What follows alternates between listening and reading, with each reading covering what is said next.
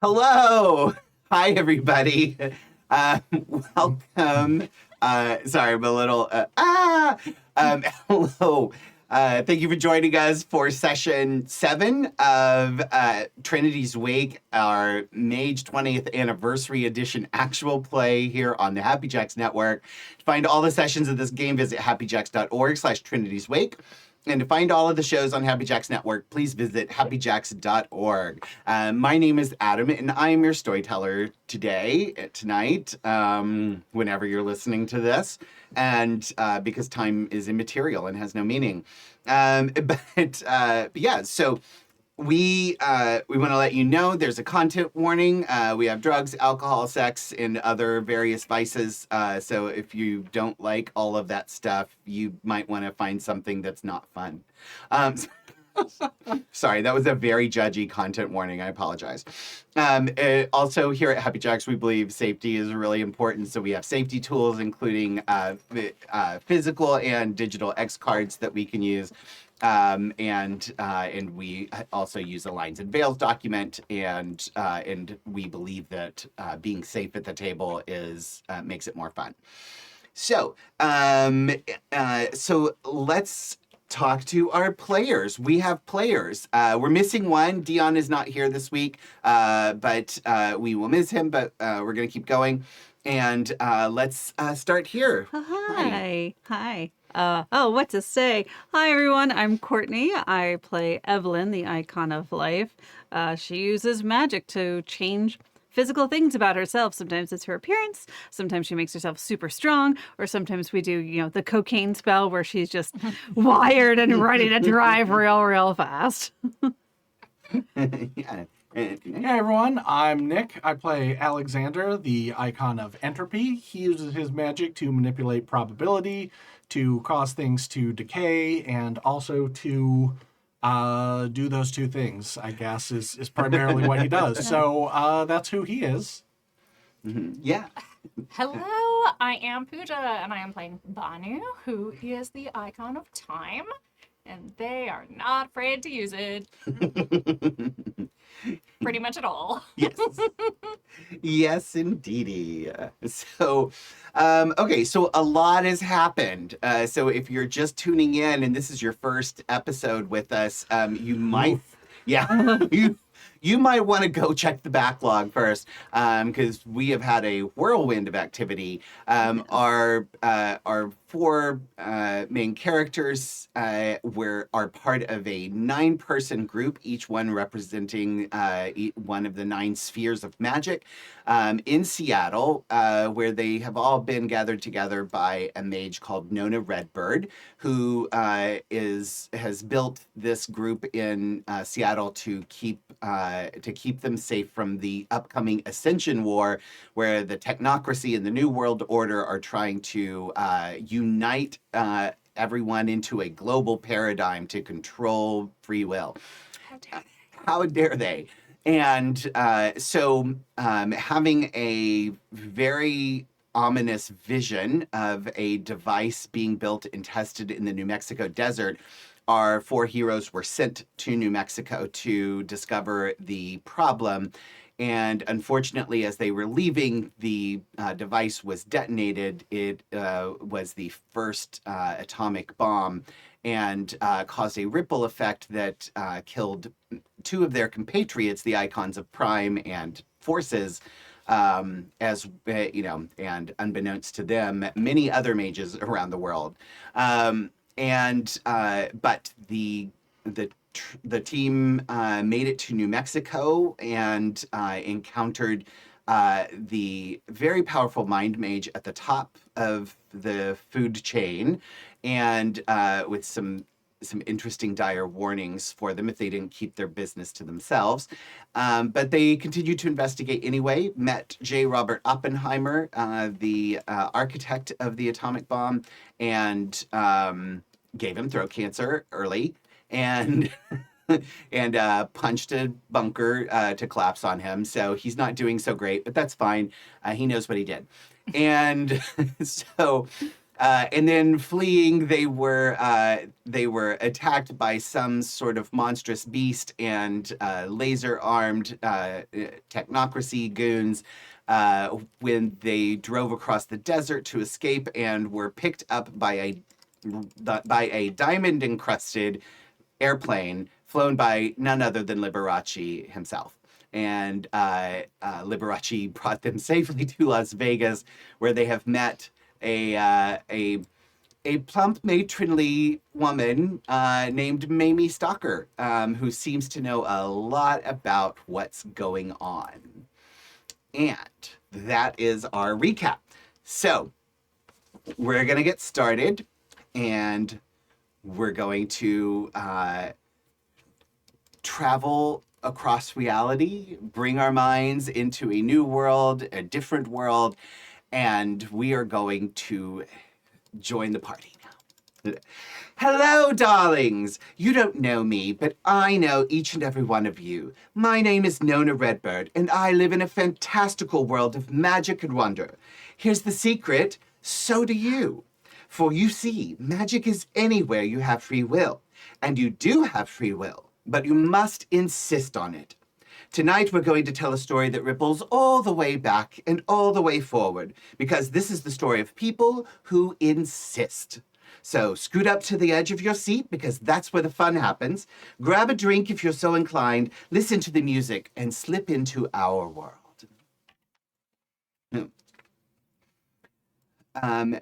We're going to open in black and white. That's how we know it's a flashback. And we are in a penthouse, and there is a crowd of people sitting around a small table, and on one side of the table is the woman that you all met just recently, Mamie Stalker, a little younger, a little thinner, but still kind of with that matronly vibe. But she's also smoking a cigar and has several empty drink glasses in front of her and one full one, which she's about to take care of. And the room is filled with smoke and haze, and various people watching tensely as over the very large pot of money in the middle of the table, on the other side, is a young man wearing Western clothes, a little younger than we know him, holding his cards. And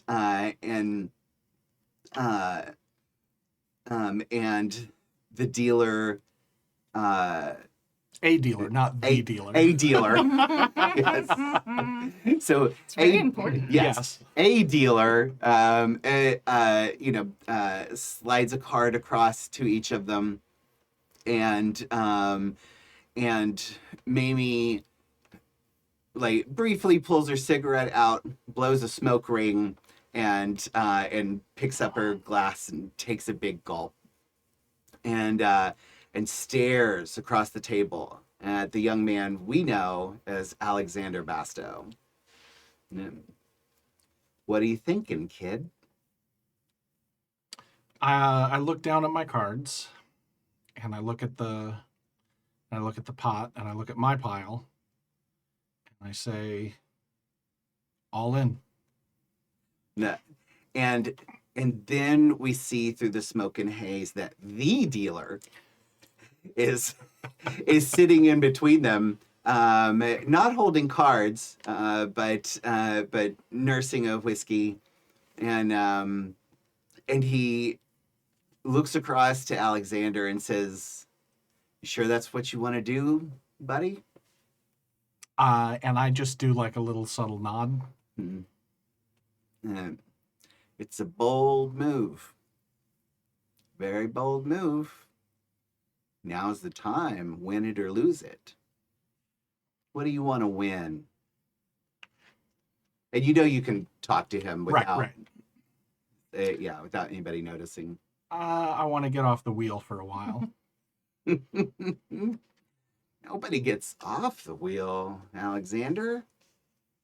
The wheel just keeps on turning one way or another. Do you want to be on the top of it or underneath? Well, being on top's going to be the way to go. And this pile of money is going to help me do it. I like your gumption. Mamie sits there and she puffs on her cigar, and she says, I like your gumption. Almost at the same I time blink. that the dealer says it. Well, seems like you got a lot of confidence. Yep, all in. And she pushes a very large pile of chips into the center. And she says, you know, kid, you could walk away right now. And you start to realize that while standing around her are a bunch of party goers, people in nice dresses and suits and like just everyday VIPs here. And then you slowly realize that standing around you, everyone is a very large, muscular man. How many abs are there? There are so many abs. Yeah, all the abs, all the biceps. And she says, you could walk out of here right now just losing what you came in here with, which is nothing. Or you can see how this plays out and lose even more. You still want to go all in? Well, I don't think I'm on the losing side of this. I've been watching you all night. And I know. I can tell. I bet you can. You can just tell. Well, I'll call. And she taps her hand of cards on the table. So I reveal my hand. I flip it over, which is kings full of tens. So full house. And there is a gasp from the crowd, thinking that somebody's gotten the best Mamie Stalker. She puts down her cigar. She downs her drink. And then she slowly lays out her hand. And it is a royal flush. And you know that she's got you. And there is, like, the crowd is just stunned in silence.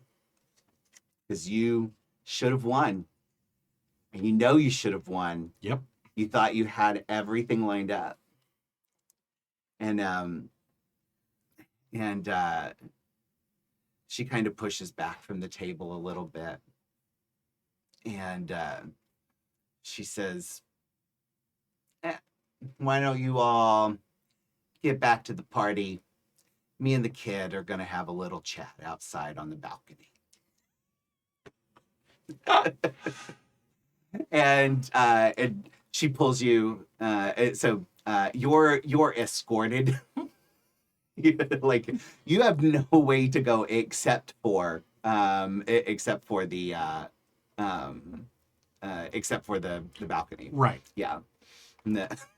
It's the elevator scene, but I'm not going to be able to fight back. Right. This Yeah. time. Yeah. And, I do want to let you know, because I figure Yeah. this is important for story. I did use a spell to pull that last cape. So that's Yeah. And actually, didn't you tell me you had all sevens? I think you did, because you in have a my royal back? flush if you Yeah, have yeah. if you have all kings. That's true. Yeah. Yes. Okay. Yes. Yeah. Much better. Sorry. Cheated. Yeah.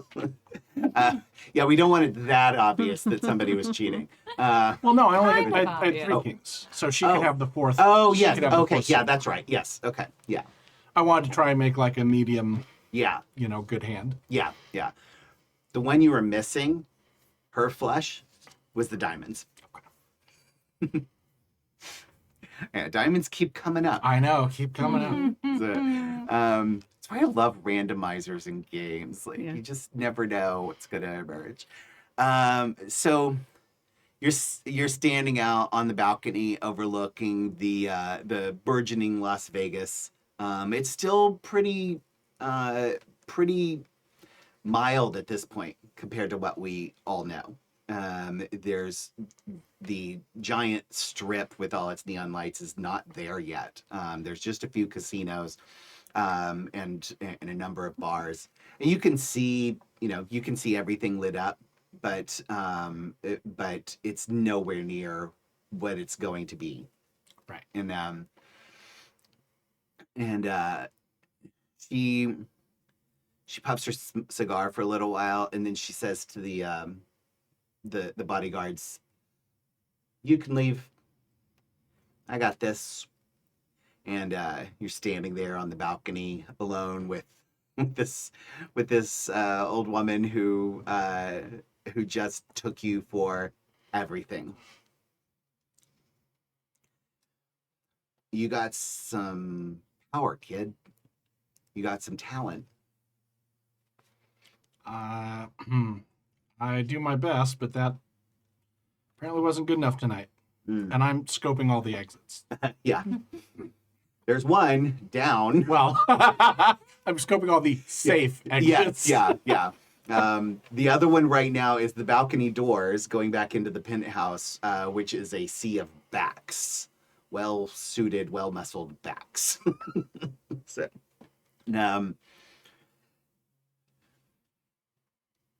you don't realize, but most people don't know that you're doing what you're doing. But I'm different. Oh? I wonder if you can guess why that is. I'm not sure I know what you're talking about. You're not the best liar yet. I can see you got potential. We'll get you there. I do what you do. And I know more than you do.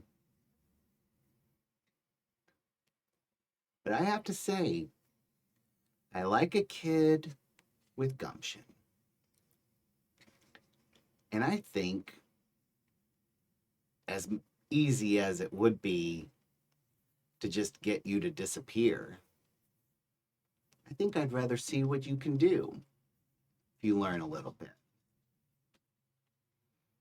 You got a big debt to pay off.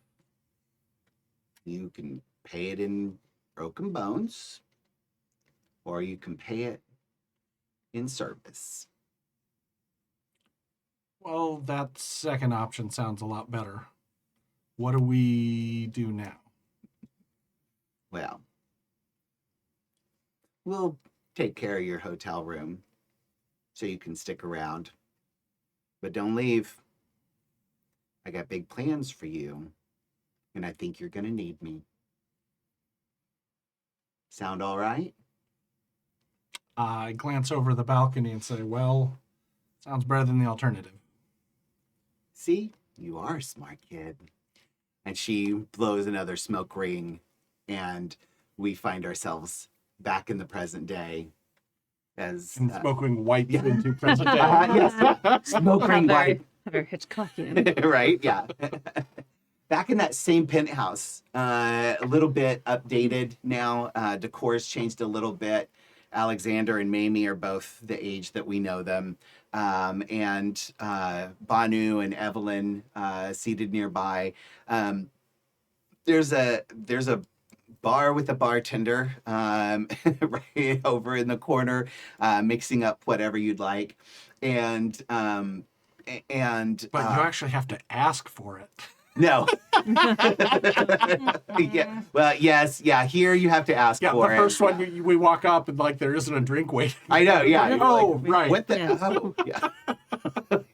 Where's Salazar? Yeah. And so and there are bodyguards around, but they don't seem concerned with any of you. They're kind of standing near the doorway.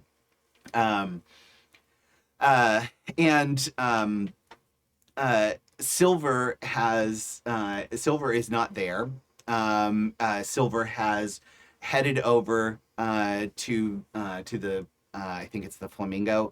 So Silver has headed over to get ready to go on stage with Liberace. So Good for him. yeah, yeah, So yeah. much. Um, Dreams do come true. Yeah. Right. And but we're in that same penthouse, and Mamie's sitting on this very nice luxurious chair in the sitting area, smoking her signature cigar, her little horn-rimmed glasses is lowered down as she's peering at you. And she says, "So, Nona told me that you're all in a little bit of trouble, and I want to see what I can do to help. When people come to Vegas, a lot of people come here running from something. And I feel right now, you kids are no different. So, what are you running from?" Well, if only this trouble was simply our own. This is something that's going to affect the entire world. All of our kind. Everyone. Mm-hmm. Mamie, did you know anyone? Wait, let me backtrack there because I don't know. Sorry, I was about to use player knowledge instead of character knowledge, so let me retract that statement. Okay. We discovered something big out in the desert, and it took the lives of some of our friends. Just up and disappeared.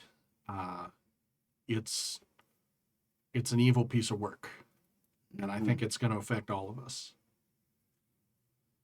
Is this Monday morning? Yeah. I felt something. Had to fight real hard not to let it take me over. Something was wrong, though. I could tell. You know what it was? You figured it out? Some kind of bomb. Some kind of very large bomb. Using some kind of energy or forces or something that we've never seen before, never heard of before. Damn army. They just can't leave well enough alone, can they? Never. That's the American government for you. It's the whole damn country just poking its nose wherever it thinks it wants to. Doesn't give a damn about what was already there, whether or not it should be disturbed. Unfortunately, curious type like yourselves, you end up poking your nose into their business, finding some trouble of your own. We're going to have to get you folks back to Seattle. I can arrange something, get it figured out. Y'all can spend a little time relaxing here if you want. And gotta tell you, the mafia's taken over downstairs. And, they run the club now, but I still got the hotel. Who's in charge? Fella name of Bugsy Siegel. Okay. He's not terrible for business. Got a smart mind on him. A little cold-hearted. Doesn't run things quite as politely as I'd like to. But Be lying if I said he wasn't good for business. Hotel's been full for years. Yeah. You know, we got history, so I'll just stay up here. We can take care of that. Yeah. And yeah, I don't think Bugsy would be too happy to see you back in town. But y'all don't worry about that.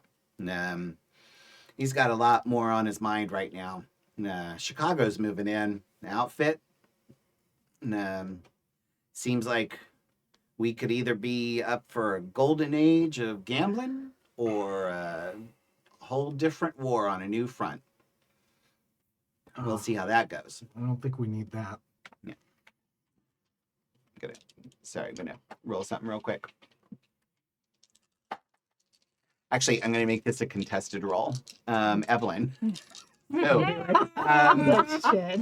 roll I hear my your backstory coming in. roll your wits plus expression. Ooh. Interesting. Okay. What's the 7. 7? Yeah. 2 successes. Oh, that works. Okay. So so when you mention Chicago, she doesn't seem to notice anything with you and your very controlled expression. So it's like, let's just see if she's gonna pick up on this. Yeah, Yeah. fair. But you manage to exercise exceptional control over your facial muscles. That was a past life. She had a Mhm. different name and a different face. Yeah, then. totally Surely different they person. won't know who I am. Mm-hmm. Totally different person. Yeah. So you're welcome to stay up here, and we'll have some food brought up. We got plenty of rooms for you to sleep, and but your buddy's gonna have a good time on stage tonight. We'll make sure he's taken care of. With all due respect, Mamie, was it? Yeah, Yes. maybe. This mind mage, he seemed to be able to find us almost anywhere when we were in New Mexico. It's entirely possible that he might attempt to track us here. I don't recommend relaxation. Well, I had no fear of that.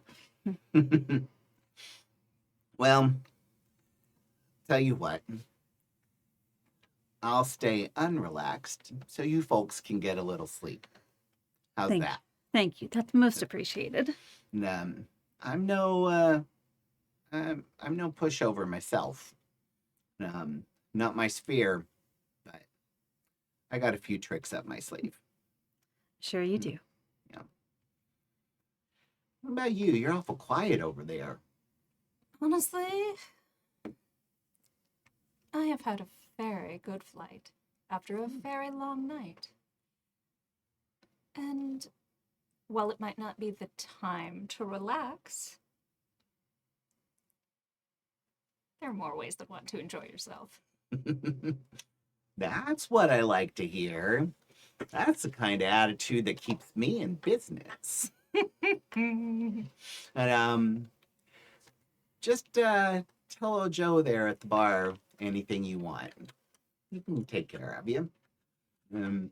Much obliged. And we can invite up some friends for you if you want. I always love to meet new friends. Boy, do they. And, well, you folks get some sleep, and we'll figure out how to get you back to Seattle in the morning. Mamie, Yeah, thank you. you're welcome, kid. It's good to have you home. This letter came for you. Left it on the bedside table. Thanks. He said, racking his brain, trying to figure out who would have sent him a letter here. Things have an odd way of finding themselves here. That's true.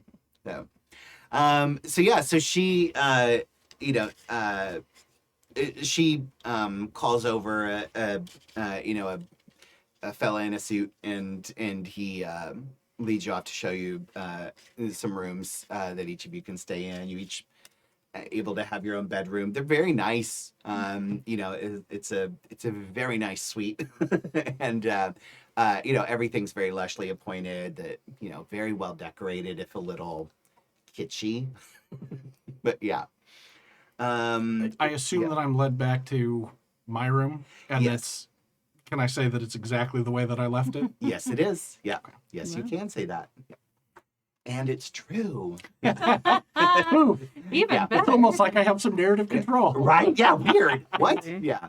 Yeah, it's exactly the way you left it. Almost as if time hasn't touched it at all. There's no dust on any of your belongings.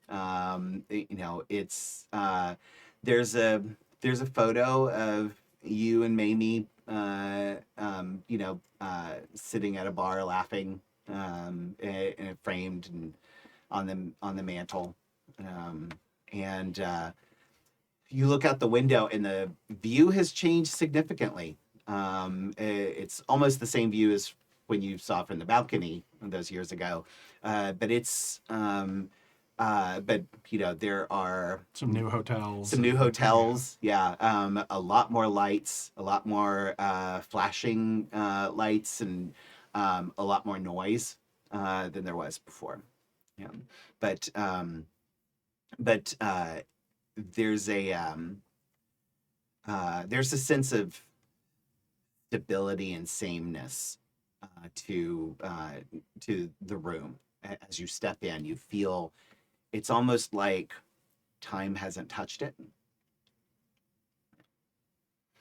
And you see on the bedside table there is a letter, and it is addressed to Alexander Basto, and has the address of the hotel on it, and in a somewhat neat and kind of tightly controlled print. Okay. Before I open it, I want to use level 1 of all the spheres that I have to try and see if there's anything strange about the letter. Yeah, yeah. Go ahead and roll perception plus awareness. Okay.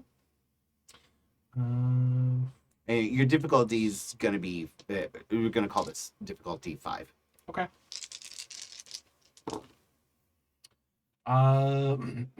That is 4 successes. Oh, yeah.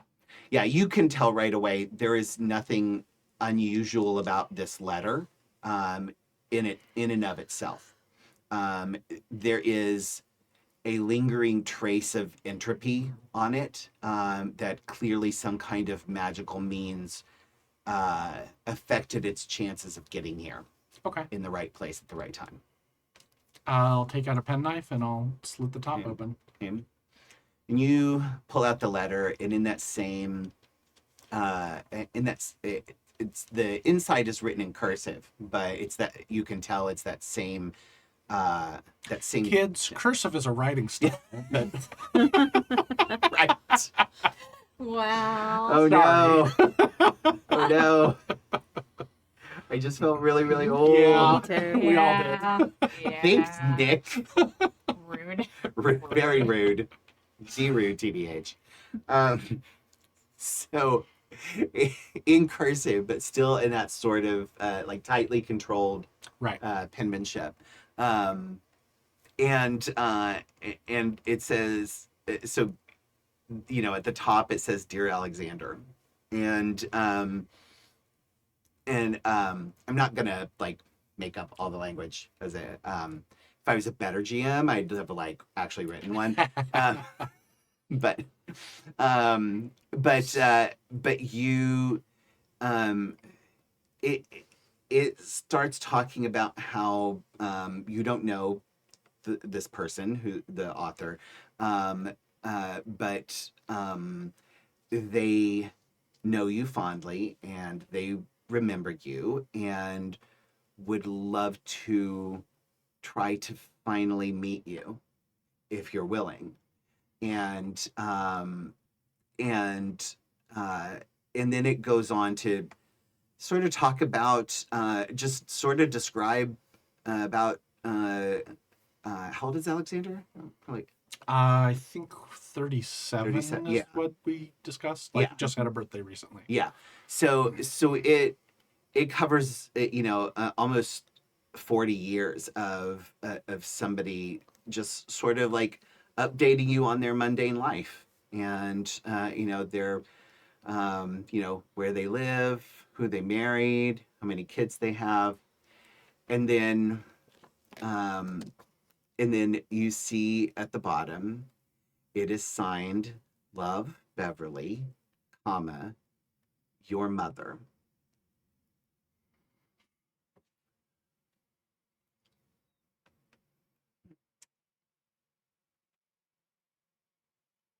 Um, Is this okay, by the way? yeah. Oh, No. okay. I was that wasn't me. I hit the button okay. or something. That I was. Yeah. This is Alexander, like having a Yeah. pause and Yeah. sitting down heavily on the bed and kind of not tossing like he's trying to get rid of it, but Mhm. more like his hands went numb and he just sort of dropped the letter next to him. Mm-hmm.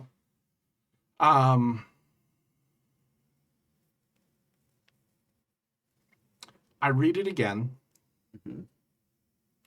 and you hear me mutter, "The fuck."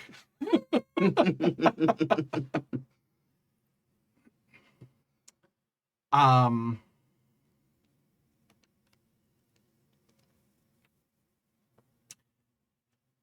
and I want to. Actually, I think that's a good place to fade for now. Mhm. Okay. For him. Okay. Okay. Sorry, I didn't mean to. No, to no, toss you that's under the bus there. no, that's totally okay. Yeah, yeah. Banu, how do you want to spend the evening? Well, maybe it's made me such a generous Yes. offer. Mm-hmm. So I will absolutely go down to the bar first. Okay. It's my first time Yeah. in Vegas. Oh. I've seen on the television or on the movies, Yeah. like, and it's got this era, like this aura of mystique and Yeah. just that thrum and pulse of life. Mm-hmm. Yeah. I just need to experience it for myself. Yes. Yes, you do. It is. It is a whole new host of experiences, and you realize there's a very similar vibe to how it is at the Carousel Room. There's just kind of a joy and a laissez-faire about everything that's going on. You see people associating with people that they normally wouldn't. People kissing people that it's not normally okay to kiss in public. And all kinds of things like that. You see what are obvious prostitutes. You see people who are not prostitutes in name, but certainly like snuggling up to people who are doing really well at the tables. And like the cigarette and cigar smoke is definitely thick and heady, and you can also smell the alcohol everywhere. And but there's just a lot of laughter and joyfulness in the room. And it's like the Carousel Room, but a little more dangerous. You kind of feel like, unlike the Carousel Room where Nona like has a very carefully cultivated joy, Mm-hmm. this is a reckless joy, and so it's a kind of a new feel for you. Oh, that's so heady. That's Yeah. like, I feel like I can almost feel like futures branching, Uh-huh. like every spin of the wheel. Yeah. Like I can hear like that clack of the ball on the roulette table, every toss of the dice, and that kind of like mingles together into this Mhm. like infinite possibilities lay in front of us. Yeah. And that of the cards being Mhm. shuffled. And it's funny that like the clack of the roulette wheel was exactly like the first thing I heard in my mind too. And yeah, and then and then these just peals of laughter and shouts of joy, and it all kind of, as you're just walking through, you just sort of start soaking it in, and it almost feels like a symphony, like a very odd band playing, and you're just getting this sort of chorus of vices being enjoyed, that just um, uh, feels like you are in your element. That's an entire buffet. How could you not love it? Right? Exactly. Yeah. Yes. It is a buffet of vice. And absolutely. Um, and you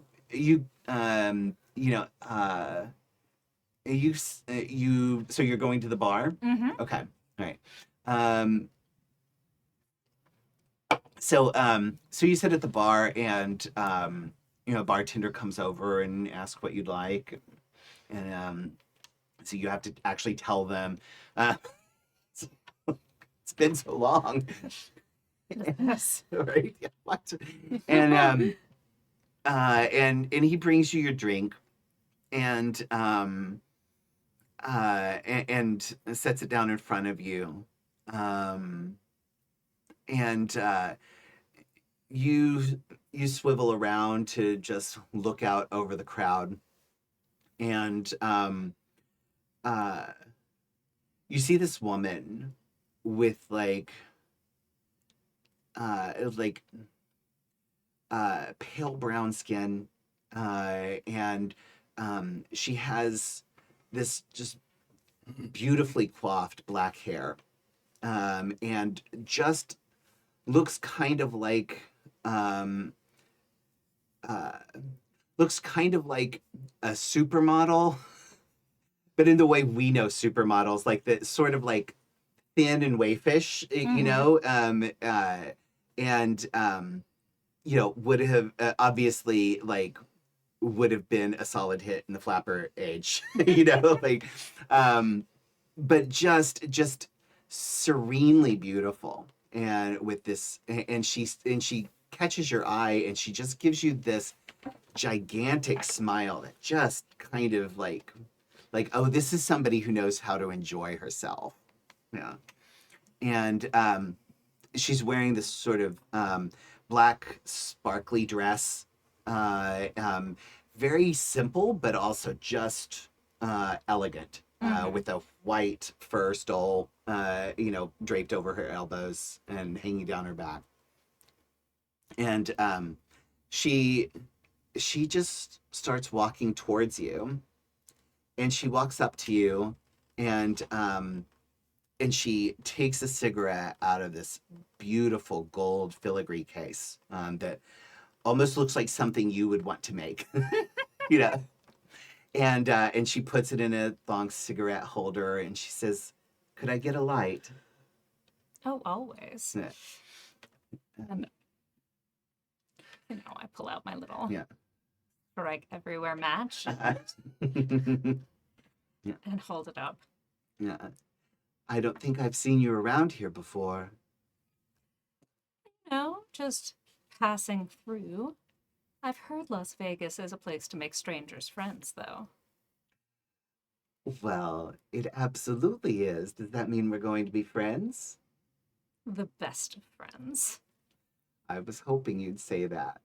And she signals to the bartender to come over, and she orders a gin and tonic, and she kind of just leans up against the bar, in between you and the next bar stool, and just being close in a way that would make it uncomfortable if it wasn't wanted. But I'm assuming Banu wants it, because Banu wants anything. Anything interesting. Anything interesting. Right, yeah. Yeah. She says, "Do you have a name? I do. Would you tell it to me? It doesn't have to be the real one if you don't want." Oh, darling. What's Vegas without a wager? A wager. I see. And I mean, what are we betting? well, I've seen you, you've seen me. That's all we know of each other. So why not a simple game of chance, and then each wager is a secret? I think that's a lovely idea. I knew you'd be interesting when I caught your eye. Now, what shall we bet on?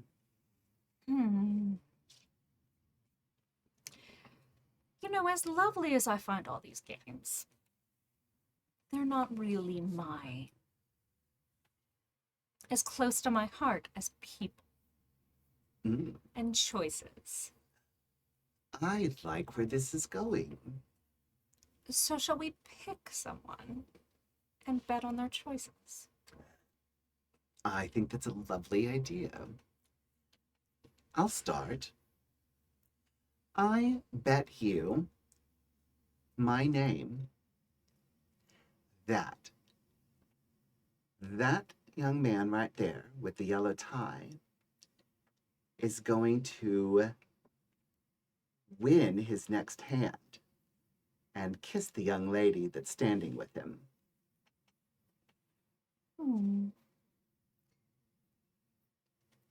I'll take that bet, and I will match your wager with my name. Okay. If he loses or he doesn't kiss her when he wins, then you get my name and I don't get yours. Um, let's just roll a simple die.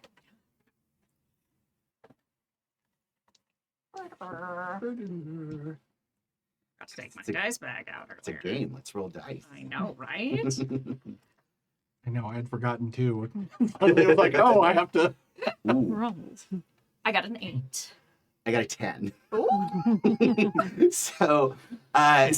yeah, Good bet. there's a big shout from the table, and the young man in the yellow tie like throws up his hands and hoots, and then he grabs the girl next to him and just plants a big kiss on her lips, and she like is totally into it. Like it looked, you could tell like from the start, like they were kind of into each other. So yeah, and she says, I think you owe me a name. I do. And since you've been such a good sport, my name is Banu. You told me the truth. I like you. It's so much more interesting when the wager means something. Yes. I've never found a good use for lies. They could be fun for a little while, but then you just start to realize they're just hiding what's interesting about life in general. Wouldn't you say?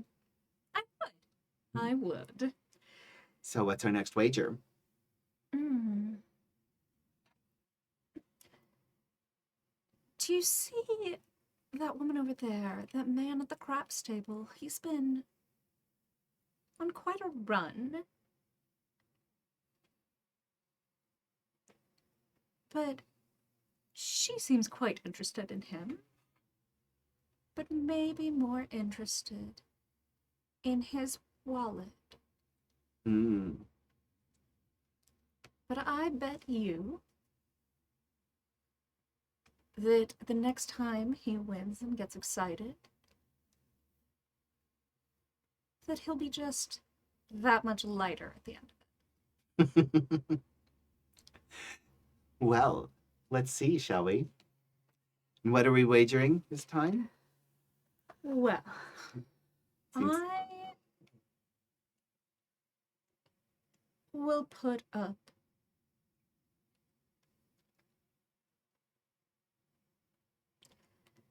I've got a trick that I will show you that I think you'll quite enjoy. That's a good secret. And I'll wager my name again. Let's see what happens.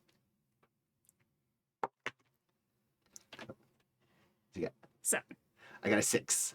So Yeah. So so he rolls. It sounds like a big win. They slide chips over to him, and she claps and she cheers, like, she's so excited for him, and just like rubs his shoulder, and nobody but you and your friend, your new friend, see as she takes a big pile of the chips and just pockets them into her purse, as she distracts him with her affections. and and she smile your friend smiles at you, and she says, "Well played. My name is Jasmine, and I am very happy to finally meet you, Banu." Have you been waiting long? I've been waiting quite a while for something interesting to come along, and you definitely fit the bill. I must say, I am many things, but boring will never be one of them. No, and you you the two of you spend as much time as you want, but at least a few hours just watching that ebb and flow of people and betting on what they're going to do next. And it remains pretty even. She seems to be also quite an expert observer of human nature as well. And roll perception plus awareness. Okay. And then awareness is so that's 6. Great.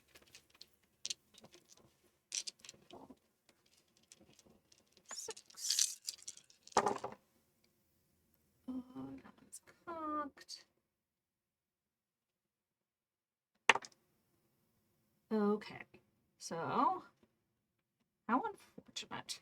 Oh, but my perception is go back over there to the 7 that you landed on.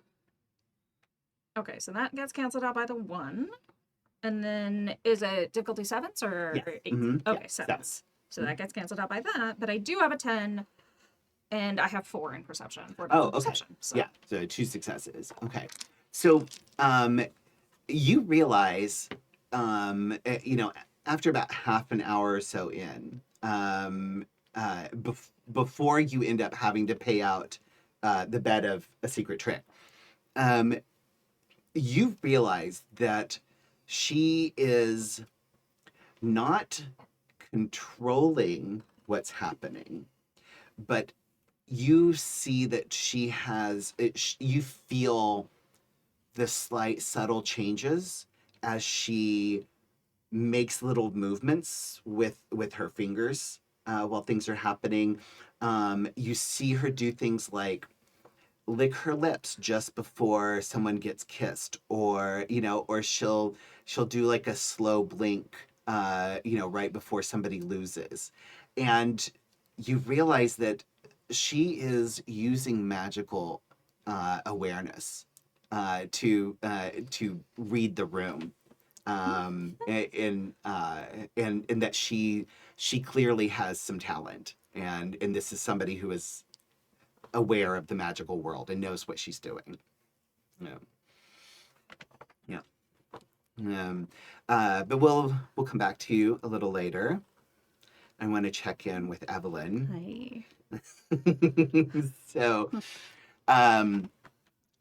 So, are you gonna, what are you going to do for the night? The first thing I want to do is talk to Clyde. Good. Okay. Right? All right. Great. Yeah, I was gonna Okay. have him come find you, but yeah, he this can is great. find Yeah. me. It's fine. Yeah. So you head down to the bar, before you head down, you ask Amy if she knows how to get in touch with Clyde, and she, she says she can have him meet you downstairs when you're ready. and and you as you come down through the bar, you see Banu at the bar with this lovely young woman. Dang They, Banu. right? Yeah, they seem to be enjoying Mhm. experiences, as you know. Mhm. And yeah, so and then you see Clyde walk in through the front door, and he looks around a little nervously, and he but then he clocks you Mhm. and comes over and sits down at a table with you over Mhm. kind of a little ways out of the corner, out of the Is way. there any like balconies here? Yeah, I'd yeah. like to overlook Yeah. things. Oh, I'm in okay. an overlooking mood. Yeah, absolutely. Yeah. So you go up to the second floor, and there's Mhm. there's some balcony seats. There's sort of this like second floor landing where you can. There's some tables and a couple of slot machines, and you can look down over the crowd. Mhm. And he sits down with you, and you guys order drinks from a waitress that stops by. And so, are you nervous being here? Don't you think somebody might recognize you? Of course, that's a concern, but I didn't have this face 12 years ago when I was last here. Oh. Well, I'm going to take your word for that. Um, I have been a little on edge since I left DC. Yes, I heard violence on the phone. We didn't think you'd made it out of there alive. I almost didn't. What happened? Well, they came after me and chased me several blocks, and finally managed to jump in a taxi that showed up just in the nick of time. And taxi was so I said, take me to the airport, and bought the cheapest plane ticket I could. Turned out to be here. Um, Huh, funny how that happens.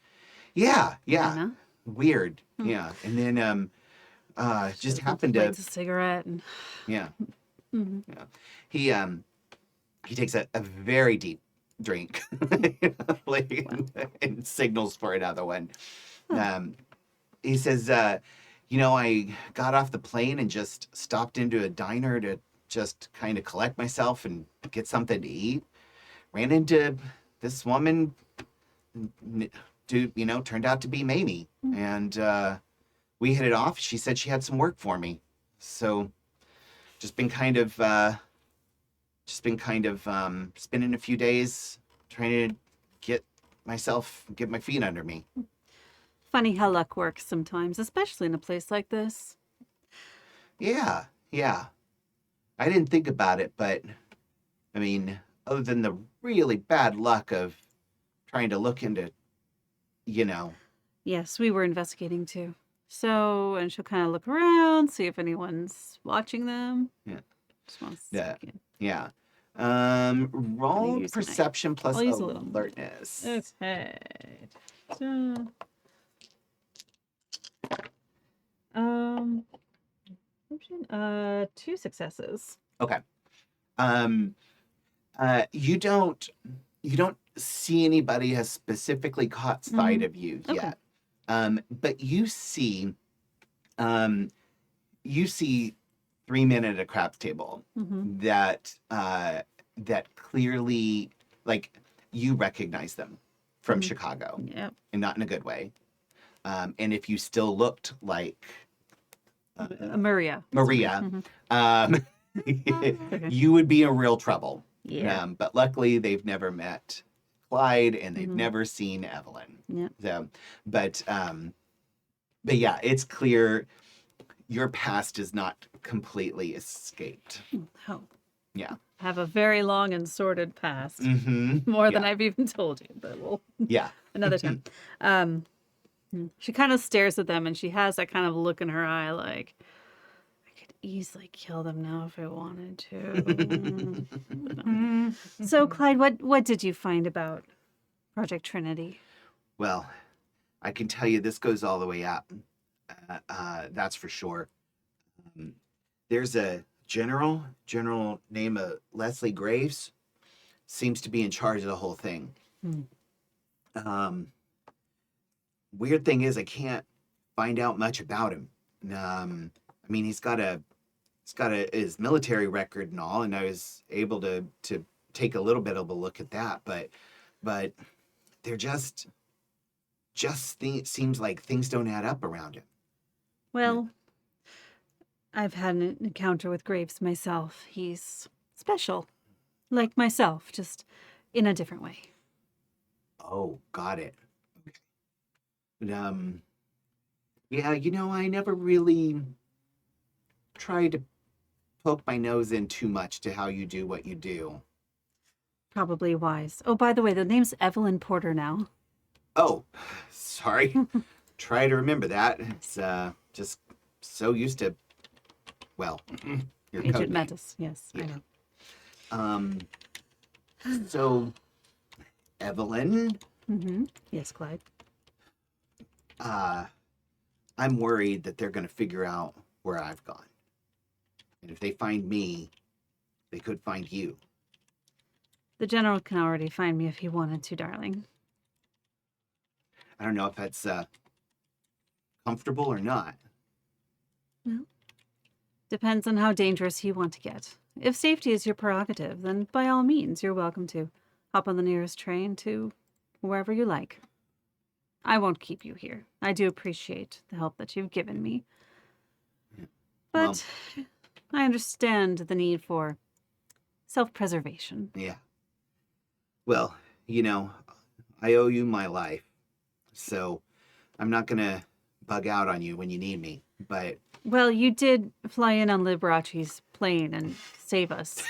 So I think we can call ourselves even. I still can't quite believe that happened. Neither can I. Still, I've seen a lot of strange things, and that is one of the strangest. Coming from you, that's Indeed. really something. Eh, Huh. yeah. Well, I'm I can't go back to the FBI. There's no chance of that. I'm burned for sure. And I'm going to need a new identity and everything. And I have just been kind of flying under the radar here. Nobody's asked to look at my driver's license, at least. Well, Mamie seems to be a friend, at least, and a friend of my friend. So I'm sure she'll be a good resource for you to start your new life. Hope so. Yeah. Best of luck to you, Clyde. Yeah. So this is it, huh? I suppose so. After all these years. It's been a pleasure working with you. Pleasure working with you too. Mm-hmm. And now I've completely forgotten everything about who you are or what your name is or how I know you, and I hope you'll do the same. Oh, hello, sir. Sorry, I'm waiting for someone. Pardon me, madam. Miss. Wouldn't want to intrude on your night. We'll part as strangers.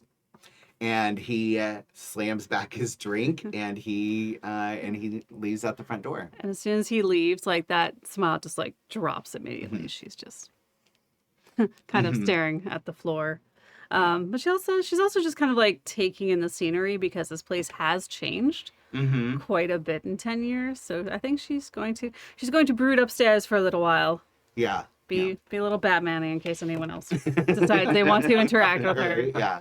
So, which is a terrible thing to do at LARP. Do not brood at LARP. It's a terrible idea. Right. Yeah. Don't be Batman. Best advice I ever got. But Yeah. I will make myself available in case any other PCs or NPCs want to chat with her tonight. Okay. Alexander, how you feeling? I'm gonna go find Mamie Okay. and say, and I brought the letter with me, and I say, do you know who dropped this off? Didn't recognize her. Or at least not from the description they gave me. Bruce answered the door. She said she had a letter for Alexander, and he said, well, he doesn't live here anymore. And she said, just keep it in case he comes back. He thought it was a little weird at the time. I had a feeling It was meant to be. I had when we got that, I knew I'd be seeing you soon. When was that? About last Wednesday.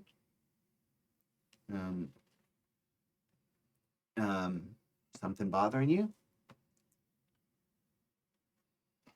Here. And I hand her the letter. Yeah. And she reads it, and Most of it's not important, but the top part and the bottom part. Yeah. She gives a low whistle, and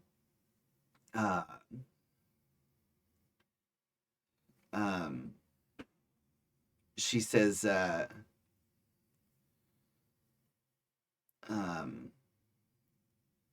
well, we can dive into this a little bit if you want.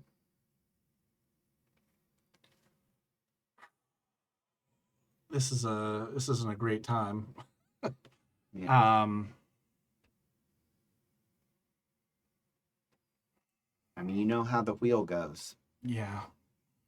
You got a lot on your mind right now, a lot on your plate, and something like this coming up, well, could lead to distraction. Could be a coincidence, but I'm not a big fan of those. I think that as you know, it's better to make your own luck. Yeah. But Coincidence is just somebody having a better handle on the luck than you do. and he smiles, thinking about the flashback for a moment. Yeah, something like that. Yeah, if you can keep an eye out, I'd appreciate it.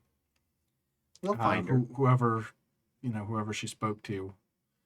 But I have a feeling. Now, was there a meeting time in place, or was it just, hey, do you want to meet up? But no contact info.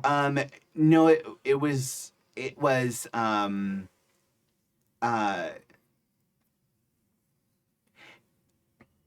yeah, it was there's nothing, no contact info in the letter. Okay. But it does like ask if you'd like to meet, and says you can call me, but it doesn't leave a phone number. There's no phone number in the letter. I'm going to excuse myself, go back to my room, and first thing I'm going to do is I want to see if I can use my entropy sense to trace back the residue of entropy that was on the letter. Yeah. In the hopes that'll give me some clues or location or something like that. Okay. All right. And as you pick up the envelope, you see something you didn't notice before. And there's a word and several numbers that look like a phone number. And then I was also just going to dial 7 random numbers. No, you know what I was going to That's it. suggest? I was going to suggest that you draw 7 cards. Oh, yeah. Yeah. And but underneath it is another. It's another series of numbers and then a word, and written underneath the phone number. So phone numbers generally like the word and then the numbers, and this is underneath it is numbers and then a word as well. So why don't you go ahead and do some magic about it? Okay, I will do some magic about it. Entropy and perception? Yeah. Well, perception plus let's do perception plus empathy. Okay. And then Yeah, and this and yeah, roll perception plus empathy, and then any successes will add to your entropy roll. What's the number? 7. 3. Okay, 3 successes. Yep. Oh, okay. So roll your Arte plus 3 dice, and this is only difficulty 4. Actually, no, I am going to make it 5 because you're trying to connect with somebody that has been disconnected from you. Okay. So, yeah. And you can spend contestants or willpower if you want, but you got a lot of dice. So. I do, and I got a lot of successes. Oh, here. nice. You said it was 5? Uh-huh. 2, 4, 6, 7, 8, 9. Oh, wow. 9 successes. Okay. Oh, Yeah, that's a lot. Damn, I don't think we've had any of that. That is a lot of successes. And as you kind of sit there with the letter in one hand and the envelope in the other, actually, no, how do you do it? What's your practice for this look like? I'm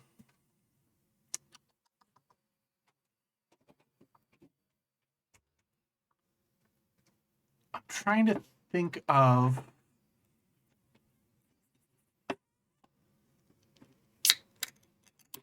I think it's probably a bunch of shuffling and cutting the cards. Okay. One-handed, riffling them back together, doing a one-hand cut to see the card, and then putting it back together and shuffling some more like that. He's not playing solitaire, but he is sort of like flipping through and finding numbers and reading. There's an art called cartomancy, which is like reading tarot but with regular cards, and he's using that to tell him what he needs to know. Oh, okay. About how this is working. Yeah. And interestingly enough, every time you cut, the first 5 numbers match up exactly with the numbers on that second set. And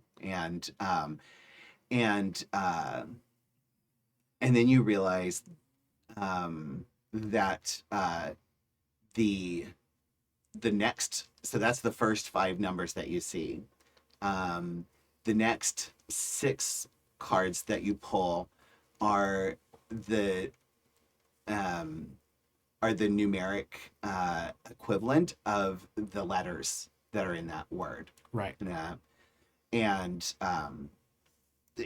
like and you as you're cutting those and you're seeing them, the dealer is across the table from you and starts laying out cards that tell you a story, and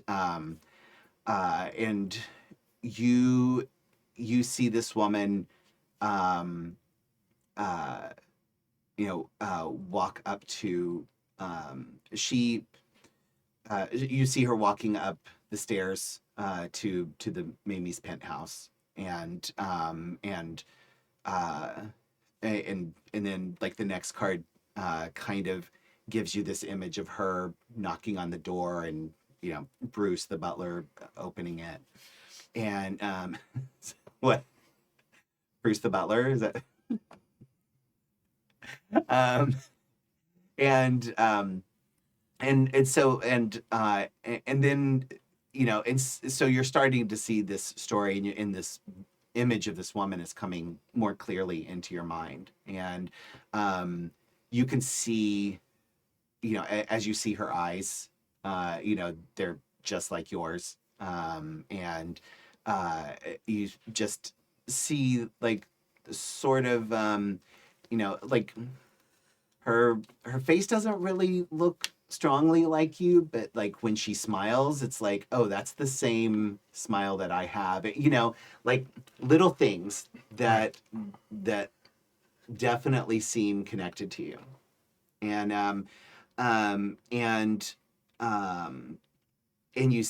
then after she leaves the letter and the door shuts. You feel drawn uh, towards a spot on the baseboards next to the door frame, and your vision just kind of like whites out except for that spot. I'll head over to the baseboards and examine it and see if there's a way to open it or move it. Yeah, so I'm not gonna make you roll again because that was ridiculous. Right.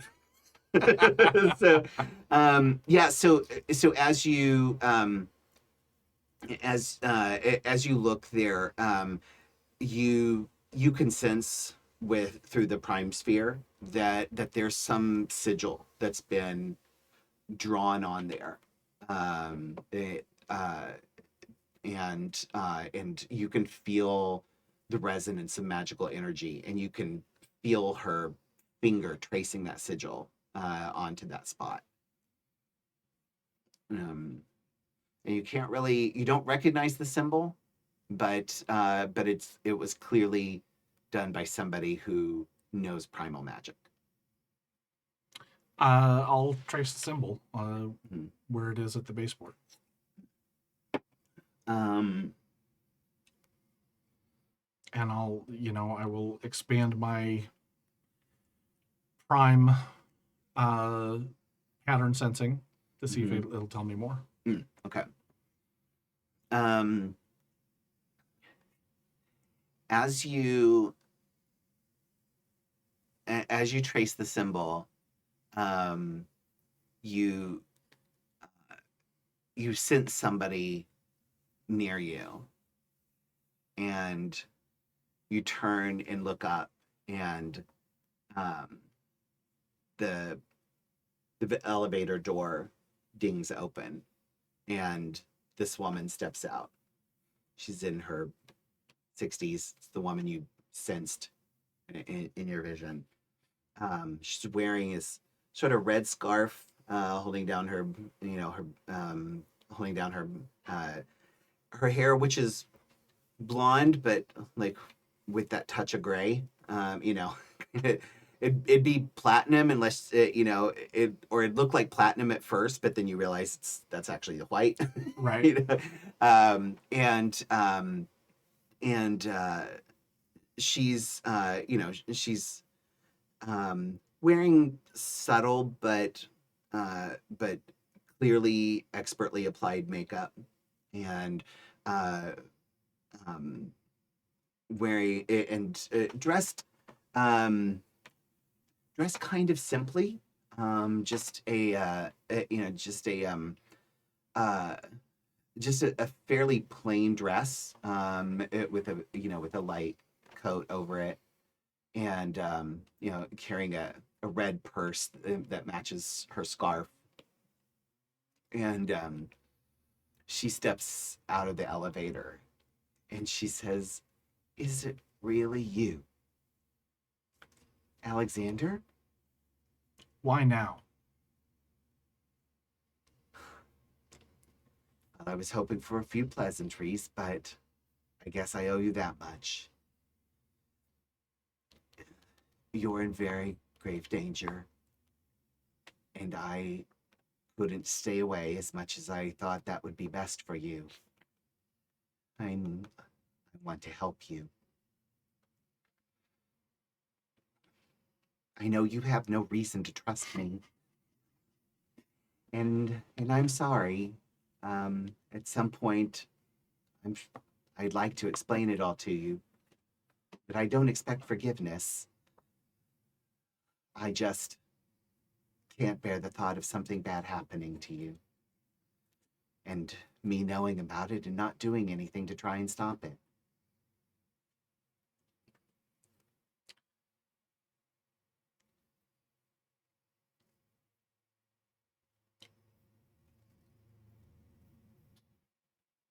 Have you eaten? No. Would you like to get some dinner? I got some time. And she smiles a very kind of painful. You can tell it's like a difficult smile. It's Right. Um, and Sorry, it wasn't all Sunshine Rose's mom, but yeah, right, yeah. But you disappeared like 36 years ago, Right. and yeah. Um, and yeah, and then the two of you get on the elevator and head down, and we'll come back to you. Great. Yeah. Banu.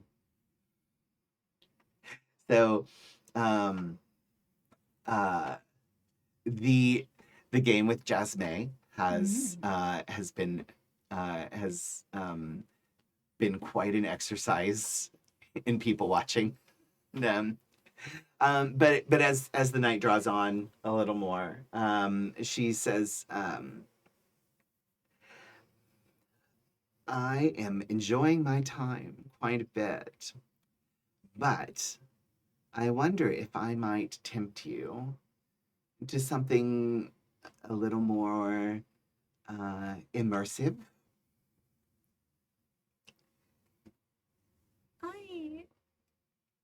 What can I say? I am always up to be tempted. Why don't you come with me upstairs?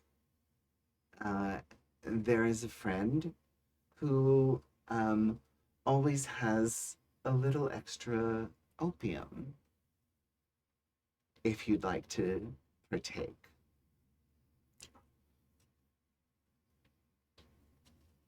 I think that sounds lovely. We'll open our minds and see what other kinds of trouble we can get into. and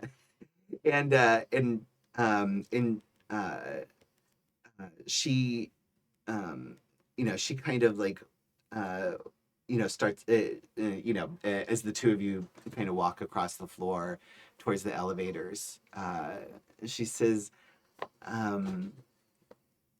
I couldn't win it, but I do at some point want to see this special trick you know how to do. Do you think you could show me? I would be more than happy to. I have a few tricks as well, you know. I had a feeling you did. There's a special kind of vibration we get from each other, don't you feel? But with you, it's different. There's something extra.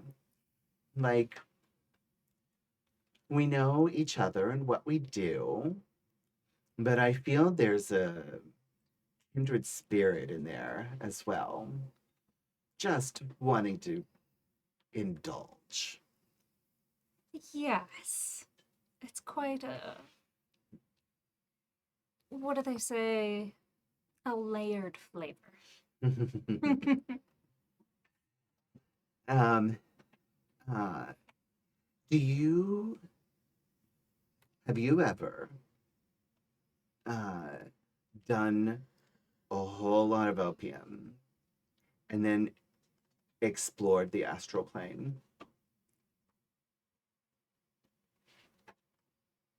Not by choice. But honestly, I did have that experience quite recently. Odd that you should mention it. Well, that's a story I'll have to hear. But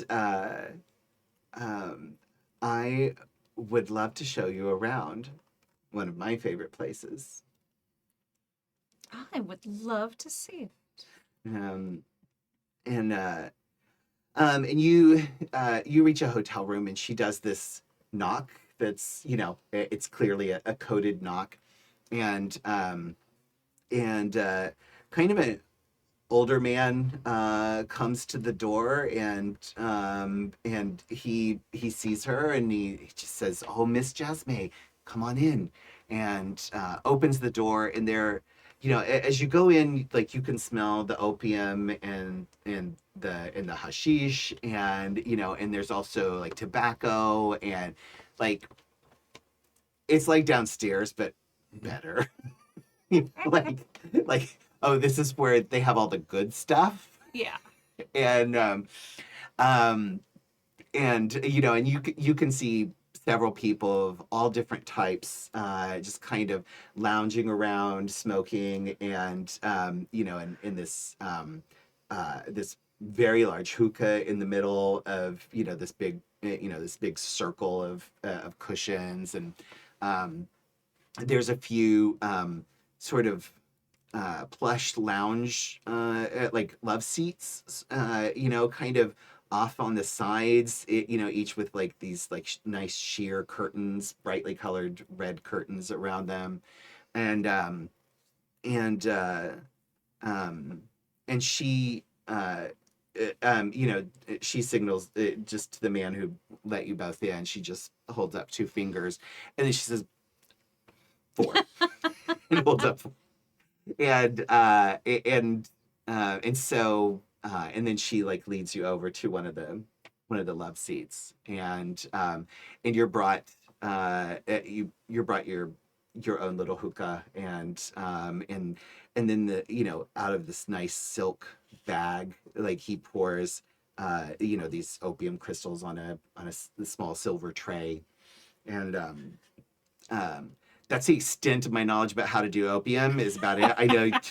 I know it's they're crystals. Yeah, they're crystals, Oh. and yeah. I mean, I know this is one way to how I did, but this was back in college a long time ago.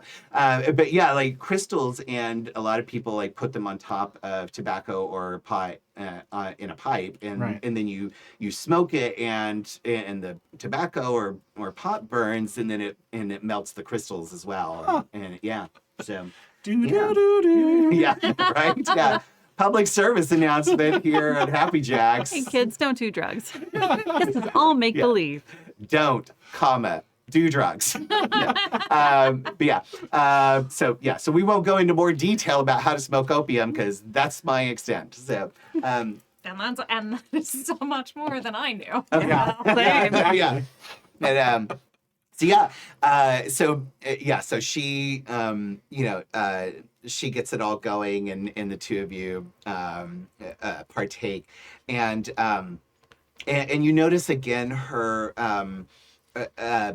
she seems to use like her facial expressions and her movements as part of her practice, and and you see, like, you start to realize as you've been picking up on it earlier in the night, like, there's like just a little flip of her hair, or or she'll just kind of touch the side of her nose, or or just a slow blink, things like, it's clear like she uses her face and her expressions of her movement to work as part of her magic, and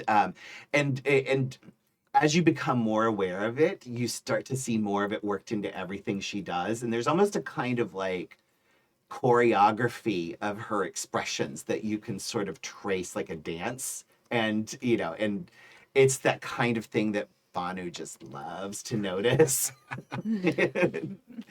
And she seems to have noticed that you notice, and so she starts doing it even more kind of a little more. Yeah, she stops being so subtle about it, and and just does it as as normal, and but she says, do you know how to access the mind sphere? I do, actually. Oh, good. Then this should be easy. I mean, I'm sure you'll do it a little differently than I do, but we shouldn't have any difficulty. I can guide you in, and and as the two of you smoke, and you sort of lay back and feeling the plushness of the sofa, and enjoying the smell as as the smoke just sort of filters through you, and then as you sort of lay back, it's you can kind of sense your astral self kind of not laying back, you know, and you're both still like, you know, these astral versions of yourself are just kind of, you know, sitting up straight as you were talking before. Your body's laid back, and you see like in her, like when you're in the astral plane, her appearance is slightly different, and like her face looks the same, her body's the same, you know, but there's almost like, you know, she had these sort of freckles across her cheeks, and they now almost glow like stars in a constellation, and her hair, like, you know, which has, you know, it's been like really beautifully coiffed, you know, in the 50s style, and you know, obviously like blow dried and straightened and all that. And here it's natural, and you know, and it's not quite a fro. It's definitely like mixed genetics, kind of, you know, like full and frizzy, but not quite to like the you know, not quite to curls, but it almost is kind of like a mane, you know, and she's clearly more wild and natural here in the astral world than she is presenting herself to be, and you notice instead of like fancy clothes, she's got on this like really sort of simple wrap that somehow is covering more but is even sexier. You know, so and you can just like it's like you see her more as how she feels inside, and you can tell that that's what it's expressing to you. Is there any change in how Banu looks in their astral self? I actually think that seeing yet another layer of truth Mm-hmm. presented, Banu lets go of that projection of their own self. Mhm.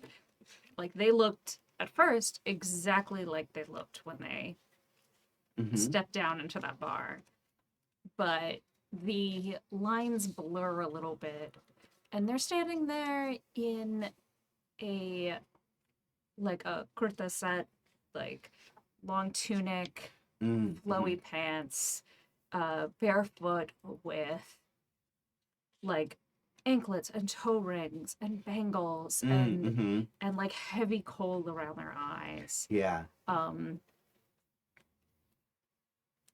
And the one thing that remains the same as their hair is like Yeah.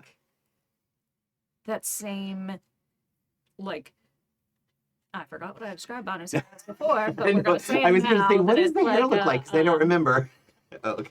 Yeah. that it's in these like this kind of mid back plait, Mm. but instead of just like a simple braid, it's woven in with, you know, like metallic embroidery thread and flowers. Ooh. Oh, nice. Ooh, I love it. Okay. Cool.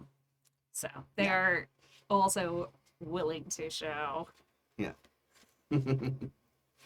No. how they still think of themselves. Yeah. Okay. And she, you know, she just kind of, you know, she stands up and then like grabs your hand and pulls you up as well, and just kind of looks at you, and she's, you know, and she just says, it's so nice to just let yourself be what you want to be, isn't it? It is. Although, I'll be honest, I love the change. Yes. The nice thing about keeping secrets is that when you get past the secret, you learn so much more, and it's so much more interesting than if you'd never seen the secret. The anticipation makes it all better. Speaking of secrets, there's one that you didn't mention to me, and she sort of reaches out and just sort of like, you know, it's like she just kind of brushes your ear as she pulls forward what seems like a strand of hair. But then you notice as she pulls it forward that it's your hair. It's a lock of your hair, but it just keeps going and turns golden and just sort of disappears off into the distance at a point you can't even see anymore. And she says, "Whose mind are you connected with?" No, you haven't earned that. That's true. I will make it my mission to find out. But let's go explore, shall we? And she takes you off into like, at first it seems like you're just sort of in a translucent, misty version of the room you were in. But as she, pulls the curtains aside, it just kind of becomes this sort of myriad of places and experiences. And you can kind of see like an entire cityscape of Las Vegas. It feels like you can see the Carousel Room. You see what city are you from in India? Delhi. Delhi. Okay. So you see like the cityscape of Delhi and like, a market that you used to go to as a kid, and then like you see, you see like at one point when you were visiting New York City and, and you were in this grand ballroom, and, so like all of these memories that you have, like it seems like you could walk into any one of them. And but you also see some that are not your own memories, and you see this this sort of like a kind of a food bazaar in Haiti, and you can just tell that this is Jasme's world, into her childhood. You see it, you see this boat on the water, and you see her sort of standing at the edge of it as it like pitches and jumps through through a storm, and she's just kind of like laughing in the wind. So you see all of these experiences that are yours and hers, that you could just sort of walk into and experience at any point. And she says, "Where would you like to go?" And Let's do a tit for tat. I had a favorite soul at the market, and I'll show you mine if you show me yours. I think that's an excellent place to start. Let's go to the beginning, and she leads you over towards the Delhi market, and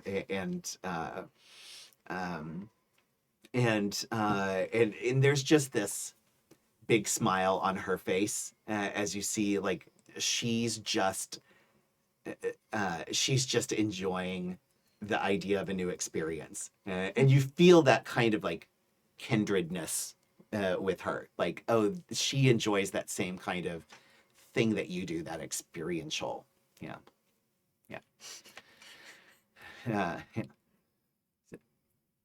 Do you want anything else, or?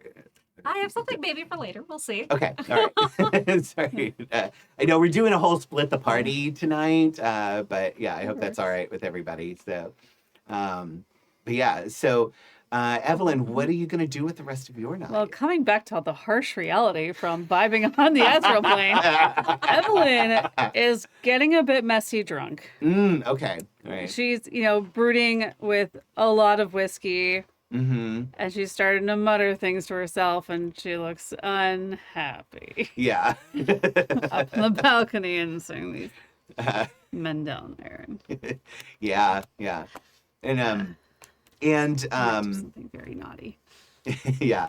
And you see, like, these are not nice men. You never knew them to be nice men. Their assholeness is on complete display tonight. Yeah. They are being, and you start to realize that even as you're getting drunk, you start to like these are real pigs in the Yeah. pigs among Swine. swine. Yeah. Yeah. Okay. Like everybody's like drinking and having a good time and feeling their oats, but these guys are like they're rude to the waitresses, like they're pinching people's bottoms. Yep. They're like trying to start fights. They are just being everything that you've Yes. you had experienced It before. goes everything against my crusader nature. Yeah. I hate them. Yeah. Okay, so she's gone. Oh, sorry. Mhm. So she's on her third or fourth glass of whiskey. She's not getting that headspace. You didn't deserve it. Bad men like you, always trying to take over everything. Always thinking that you should run everything. You and this general and you Chicago pigs. No. The good ones, they're the ones who die. The visionaries. He was visionary. He could see the potential in anything. But you just want to destroy everything.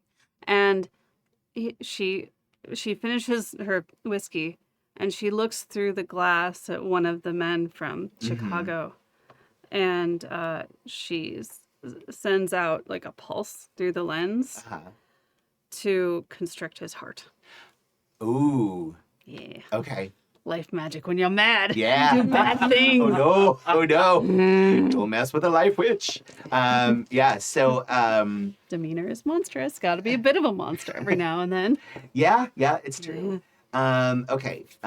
So this would be life 3. Okay. It is coincidental. Mm-hmm. So I there'd have be 3 lives. yeah. So there'd be difficulty 6. Mm-hmm.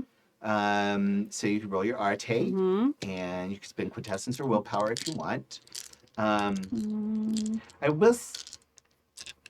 will say, I don't think you can spend willpower, Okay. but I am going to lower the difficulty because you're being reckless. Okay. So yeah, Why so not? difficulty 5. All right. Let's just see what happens. All right.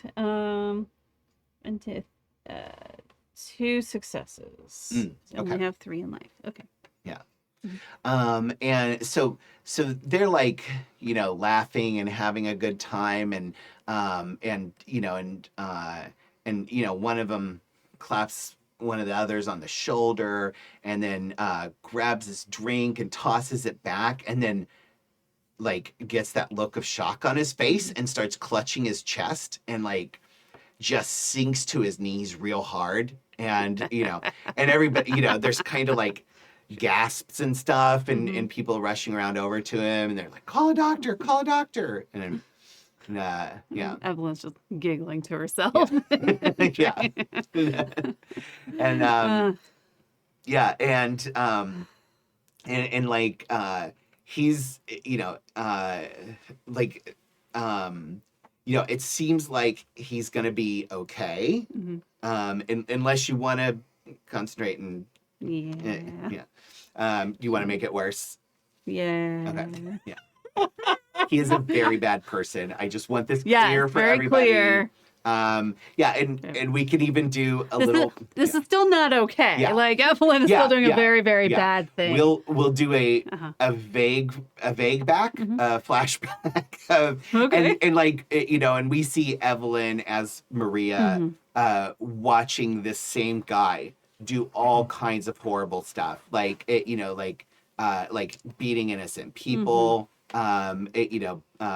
various kinds of unpleasant business money laundering, yeah. forgery, Yeah. and tax evasion. Yeah, right, yeah. All the tax evasion. Yeah, draw all the the tax line. evasion, Yes. but much worse. You know, and it is, you know, and we see clearly this is a horrible, horrible human being, and this is probably more merciful than what they probably deserve. Yeah. Yes. So yeah, and but yeah, so okay, so yeah, so you concentrate a little more, and like you can sense and yeah, so you can sense that that his heart has stopped, and you know, and there's you know, people kind of crowd around him, and you know, and you know, there's this whole commotion as you know, the bouncers like come over and like they're like, we'll carry him away, and like, you know, take him off to a side room, you know, where you know that they're just getting him out of the picture and off the casino floor, so that there's less of a Once he's out of sight, Yeah. her mind is already wandering off somewhere Yeah. else and Yeah. looking for a way just for another drink. Yeah. Yeah. Okay. I'm wondering, I'm curious though, after she sobers up, does she feel better? No.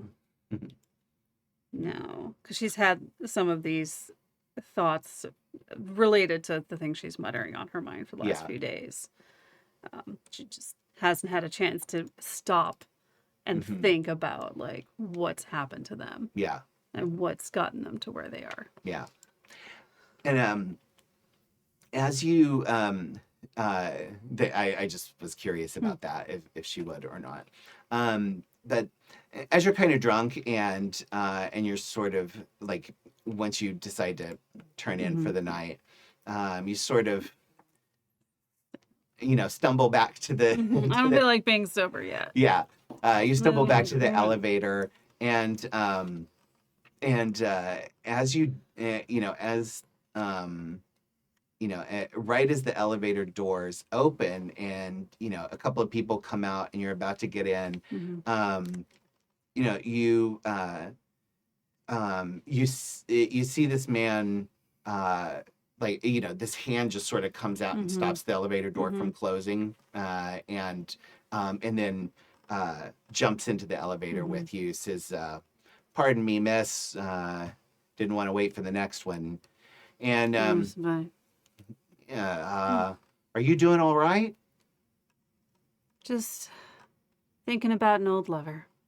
Nah, that and some alcohol can put you in a pretty dark place. Yeah, I'm going back to my room. It's fine. All right. Well, would you like me to walk you? Just make sure you get back safe. She's kind of looking up and down. Is he good looking? So, yeah.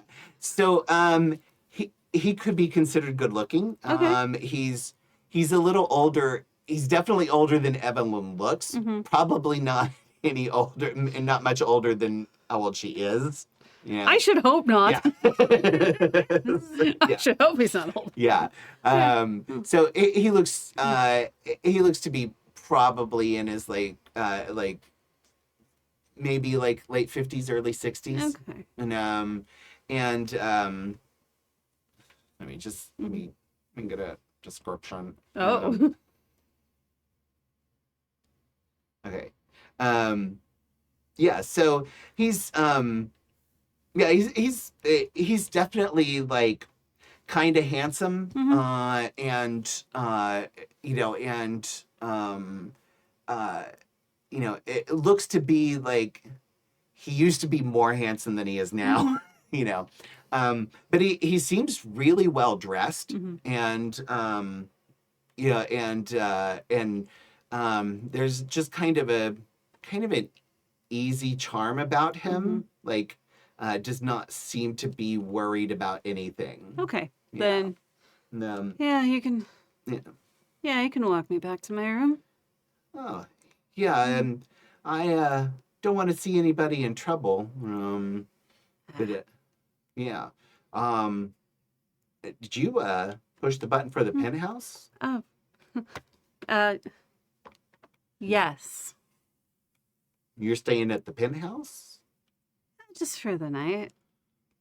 You're a friend of Mamie's then. Yeah. I know Mamie. Well, don't worry. Me and Mamie have a deal where nothing, no harm's gonna come of you. I'll make sure you get back to her safe. I'm not worried about Mamie. No? No, she's great. She is. She's great. Ferocious old broad. Did you know she knows Liberace? Yeah. Crazy. I know Liberace too. He has a rhinestone encrusted plane. I never would have imagined that I would fly in a rhinestone encrusted plane. I wouldn't either. That sounds made up. I'm just Yeah. pulling. Yeah. Yeah. Evelyn. Bugsy. Oh. Nice to meet you. She just kind of laughs and she's shaking his hand like, of course it would be Bugsy. Let's get you Sorry. home, miss. Okay. Or, well, home for the night anyway. Don't, Vegas can be a dangerous place, but you don't worry. As long as you're here, you're safe. Especially a guest of Mamie's. Nothing I do. Don't want to cross her. No, this is a very slow elevator.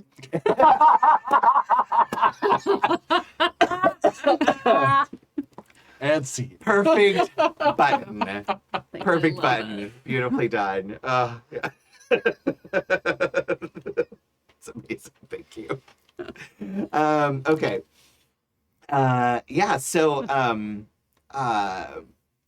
so Alexander, you're sort of sitting in a local diner with Beverly, who. Before we leave the hotel, the hotel part, I'm going to cast a spell. Mm-hmm. I want to use entropy and mind in order to create sort of a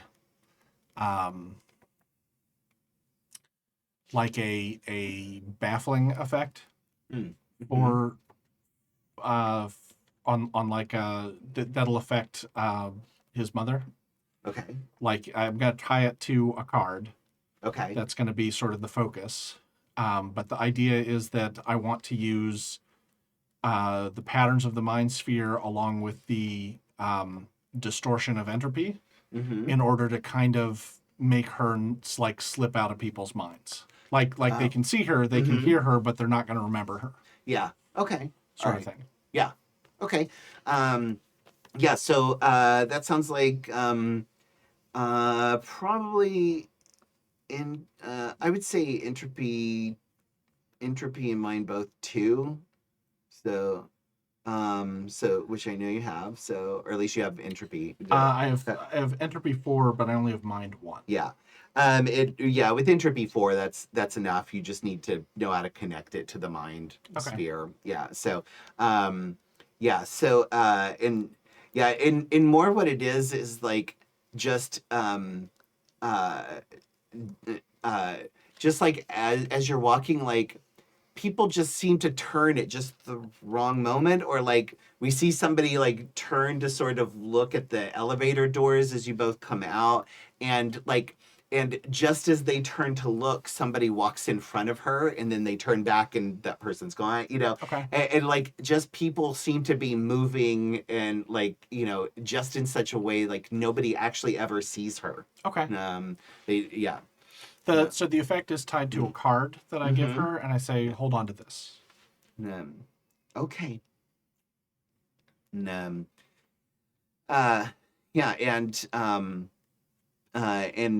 you go down the street, just, she says there's a diner just down the block, and you sit in this, typical kind of diner, brightly lit, with the little, the pleather seats, and, there's a little jukebox on the on the table, and they've got malteds and all of that fun typical diner stuff. Great. Um, I just want to remind you that I have Arcane 3. Yes. Okay. yeah, people don't remember you either. Yes. Yeah. I'm Mhm. just trying to make sure that that's, yeah. Yes. I'm not seen or member. Well, I'm seen, but I'm Yeah. not memorable. Mm-hmm. Yeah. And you know that your spell worked, so you can kind of tell. Like, nobody's really noticed that you guys walked through the casino floor. Um, yeah. So you sit down, and she just gets a coffee and a and you both order. She says, "I'm sure you have a lot of questions, and I'll try to answer what I can. What I wrote in the letter was mostly what's been going on with my life on the surface, but there's a lot more that's happened, as I'm sure you know, or well, I'm sure you can imagine. Um, I realized recently, as I was looking through cards myself, that it was time to try and find you, and that it was important that you know who I was, that you know who I am. But I didn't want to force you. Are you terribly upset with me?" On the one hand, yes. On the other hand, it's hard to be really upset with someone you don't even know. You took off when I was so young that I don't even know who you are. Yes. And if it wasn't for that letter talking about things that happened to me, I wouldn't be here. I don't, you know, there are a lot of people who mean me wrong, and I don't know who you are. So why don't we start at the beginning? Why did you leave? Well, there's, of course, a very long and complicated answer. And I'll tell you all of that eventually if you want to know. But the simple answer is I. Explain it to me like I'm 4. Yeah, and you can see that. That cuts deep.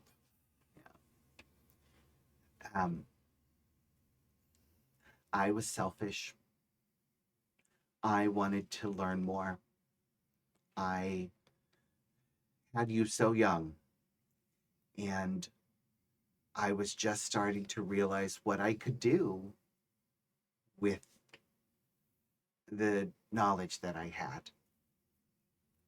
And one of the first things I did was see a future with your father and you, and it was miserable. I was miserable. You weren't much better. And then I saw a future where you could at least be yourself if I left. And I won't lie, there was a lot of good for me if I left. And the only one who was really going to suffer the most was your father. And like I said, I was selfish. Well, suffering is what he wanted anyway. It's hard to be a martyr if you're not suffering. Seemed to be when he was happiest. I'm very, very glad you got out of that life. And I know things haven't been easy for you, it seems. But I know you're better than you would have been if I'd stayed. I didn't want to be, but I learned I would have been a terrible mother I don't expect you to forgive me. I don't. But you need me now. You need my help. Why? What's happening? No offense, but there's been a lot going on in the last week, and the timing seems highly suspicious to me. Well, I would say auspicious. Have you ever heard of the 499? Have I? I'm going to say no. So Yeah. we'll let the exposition happen. Yeah. And she explains to you that, when she left, she spent a lot of time, she became obsessed with trying to read the future. And the more she learned, the more she kept seeing these numbers come up, 499. And you and she says that eventually led her to get connected with a group of people who were all mages who watch for the future. Adam, I just want to say, on a coincidental note, I Mhm. cut my deck to see what card it was that he gave her, and it was the Four of Clubs. So I'm appreciating that So little, good. yeah. Beautiful. I love it. Yeah. So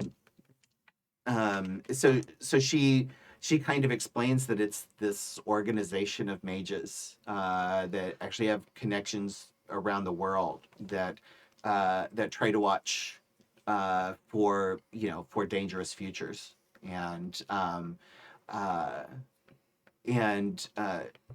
she says after she explains all that, she says recently we sensed that something very, very terrible is coming. And someone conjured your name connected to it. And that's when I knew I had to find you. Well, whatever. Unless there's another horrible thing that's about to happen, it's happened. What do you mean? What's happened? Did you feel anything at Monday early in the morning? Oh, how did you? Yes. We couldn't figure out what that was. Someone built something that is,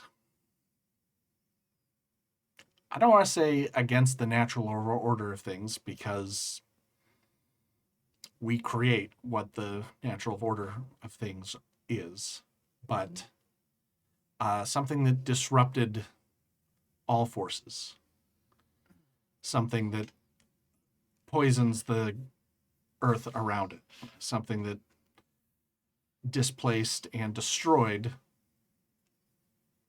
people more than I know, but specifically two that were close to me.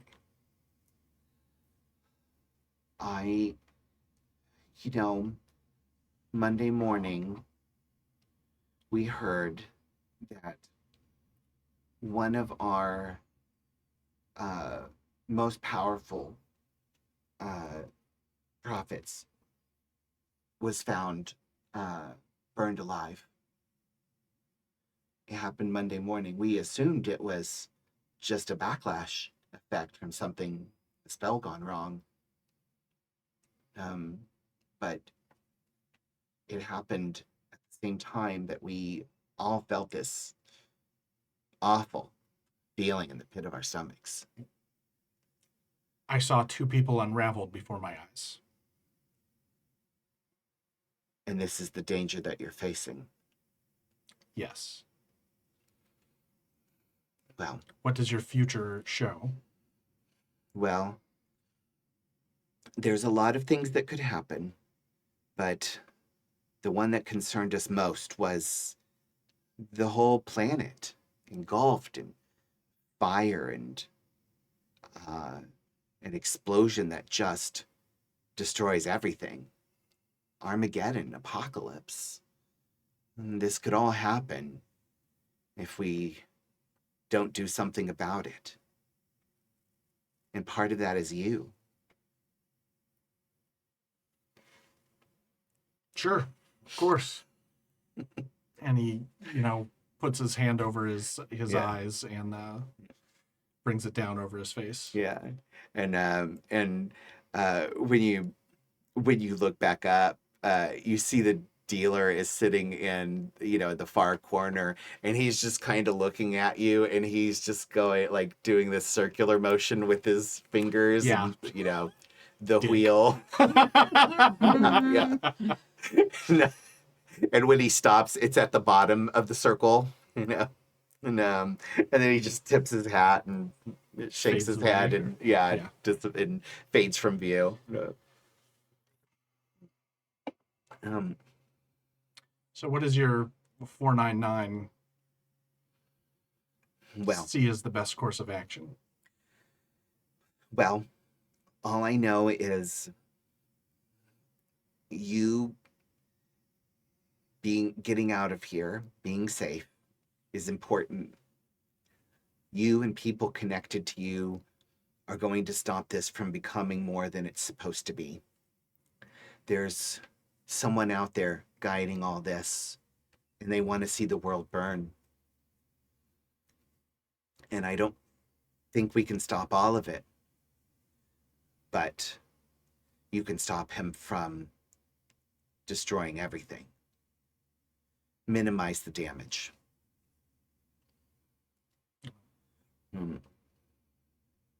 That's what we're trying to do. Although, to be honest, that's a side effect of revenge.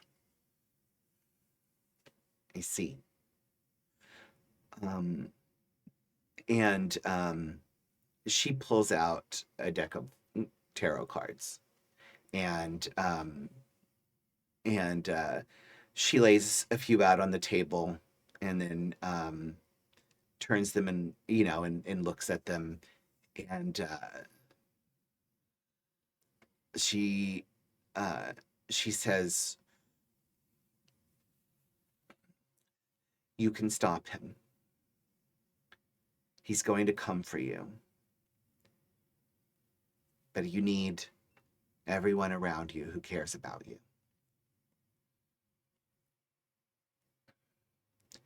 And you're going to have to do some very difficult things.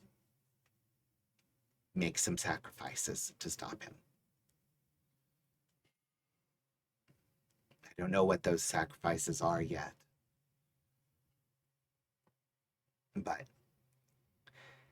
the cards are telling me you need to go home. Do you know where that is?"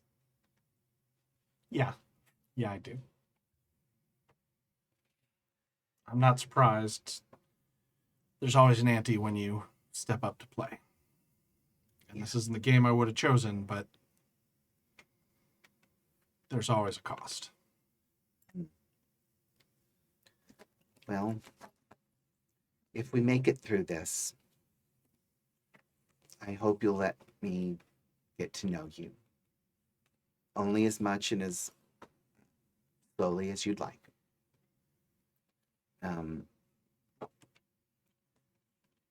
I don't want to expect too much, but if you do find it in your heart to forgive me, or even just let me try to earn it, then I would like to know you, Alexander. Well, let's see what happens in the coming days. The point may be moot. I'll wish you all my hopes, and I will send you what help I can.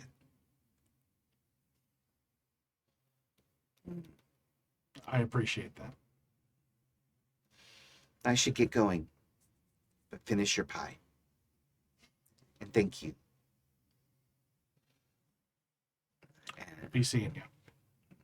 And she ties her scarf back around her hair and clutches her purse and steps out, and takes off, leaving you in the diner with your thoughts And my pie. and your pie. Yeah. Happy Yeah. Pie Day, everyone. Yeah. Yeah, it was Pie Day this It week. was. Oh, Like a yeah. pie. It was great. See, and we feature pie in the episode. How timely this is. So, okay, so so I want to skip to the next morning. Any of you can feel free to declare what happens with the rest of your evening. Yes, Banu. I have a bad idea. Okay. Ooh, I love bad ideas. Go for it. It's a night of bad ideas. Mhm. Here's the thing. The flip side to being a sensualist Mhm. is that you maybe rope other people into doing things that maybe aren't the best idea. The Mhm. impulsiveness, the hedonism, Yeah, yada yeah, yada. yeah. And with both of us sharing this trait, Mhm. we're in the astral plane. We're having a good time. yeah. We're, revealing truths of each other. We're trading secrets. Mhm. But so far, it's just been us. Yeah. Oh no. And we're, bouncing back and forth on our own memories. Mhm. But what would be so much fun Mhm. is it's Vegas. There's so many people here. Mhm. There are indeed. There are so many dreams and so many memories. Mhm. Just a little. Would you like to go bouncing? I'm gonna have a Bouncing. little like tourist excursion, just a Yeah. little day Ooh. trip Yeah. out Yeah. there into the wide world of. Yes. Yeah. Yeah. She notices something catches your eye, and you look off and she sees it too, and she's like, "Well, that's not one of ours. You want to go visit anyway?" You know I do. And it's yeah, and so well, I'll leave it up to the audience's imagination what it is, but yeah, so she gives you a wink, and then she's like, "Let's go," and she can kind of. She begins to fairly easily guide you like through different people's memories, and like you don't necessarily like you're not changing anything, you're just like there's a lot of people who have a lot of fun things that they're doing. And it's just Yeah. there's so many different experiences. Yeah Dreams are Yeah. And you can jump wild. around to almost anyone. Yeah. So it's a little dream tourism, and she is absolutely along for the ride, and she seems to be really enjoying that idea also of like we can see whatever we want. It's kind of like you get People. every movie ever made all at once. So, Even ours? I don't think Manu is like That's an going. important question. Like I don't think Mm. Manu is going. Right? Like Okay. it's Yeah. not about violating the privacy of the people I'm traveling with. Yeah. Okay. It is about, especially because like as much as I am having a very good time, there is experience and joy, and then there is trust, and those are not the same thing. Yeah. Yes. I was Yeah. just deciding if I would give you something interesting to see or not. Oh. But thank you for respecting Evelyn's privacy. I'm sure she appreciates that. Yeah. I mean, if you would like me to violate Evelyn's privacy, I'm not Yeah. not morally opposed so much Mhm. as like it's more fun when Mhm. if it's people I know Yeah. It's Much- weird if you see something they didn't want to see. Right. It's just much more fun if you're aware ahead of time. Yeah, yeah. Like, Yeah. like, you know, random mundanes. Mhm. I'm not concerned Yeah. about. Yeah, yeah. And you get the sense that, like, you know, the people you're visiting for the most part are like, you know, they're not like, you're not seeing people's deep dark secrets or anything like that. You know, it's mostly like all of the indulgences that are happening here is leading everybody to sort of like broadcast, you know, their idea of fun. And, you know, and some of them are definitely more interesting than others, you know. but you know, for the most part, it's just people are like having a good time, and it's just sort of this natural allowance in, you know, in a way that you like, you know, you're not violating anybody. You know, you're not taking away anybody's free will. You're not doing something that, you know, it's memories that people would be like, oh yeah, let me tell you about what happened when I was, you know, when I was in college, and yeah, and getting to experience those in a very visceral way, you know, yeah, yeah, and Just walking the best mile, and everyone will choose. yeah, exactly, yeah, like when were you having the most fun, regardless of whether it was a wise idea or not? Yeah, Exactly. yeah. Yeah. Actually, it's more fun if it's not fun. Yeah. Most of my fun in college was actually really unwise ideas. Yeah. Same. Same. I was playing D&D. I mean, I was doing that too. Same. but- Same. It was the stuff we sometimes did after D&D. Yeah. Anyway, we digress. But yeah. So, you know, you all kind of wake up the next morning, and you know, you come out of your rooms to the smell of a delicious breakfast, and you can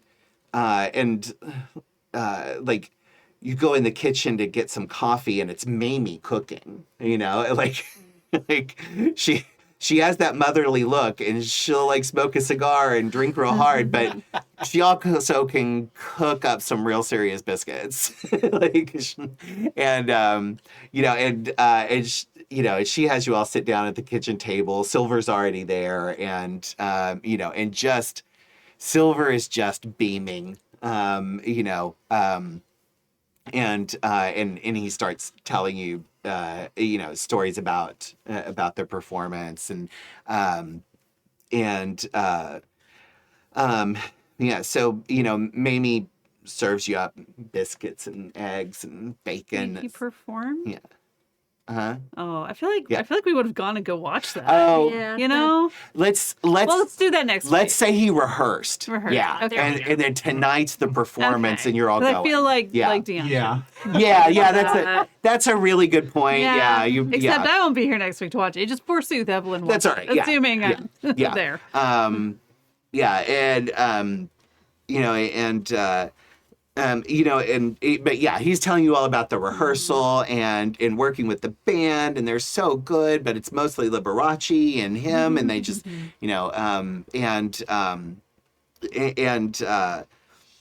he's, you know, he's very excited about the performance tonight. Oh, sorry, excuse me, and you know, and Mamie, yeah. Silver, is he a practitioner, or was he just guided to the right place at the right time? What do you mean? Well, I'm asking if Liberace is a Oh, magician, if Liberace he's a is. Oh, okay. practitioner, yeah. Oh, because I figure Silver might have Yeah. picked something I up. said so. he, I'm just interested from a lore standpoint. I know, yeah. So yeah, Makes sense. yeah, he is. Yeah. Okay. Yeah. I mean, with that chest of like whatever you would want in it. Right. Yeah. Yeah.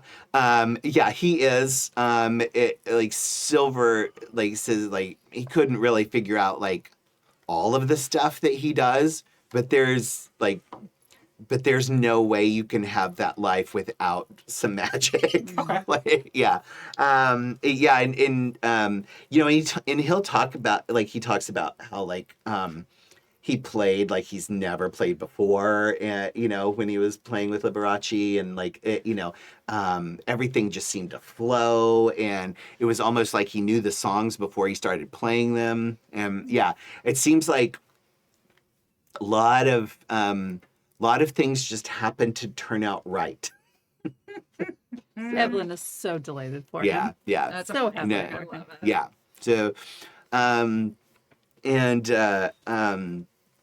but Mamie serves you up a breakfast, and she tells you all just, try to relax today. But she's working on some magic that with Noda that will hopefully get you to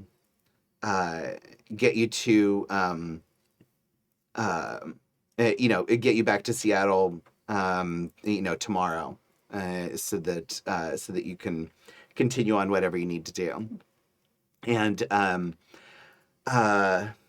And she says, and as you're all sitting there eating, and she's just drinking some coffee, watching you eat and enjoying Silver's story. And Mamie, have you heard of a group called 499? just whispers. Some No. kind of diviners society? Yeah, that's what we told prophets and soothsayers. Everybody kind of acts like they're not necessarily real, and Pretty but sure they're real. it's that kind of thing where somebody says it, and your first thought is, well, that's just dumb, and then you think a little harder, and you think, well, of course that's real.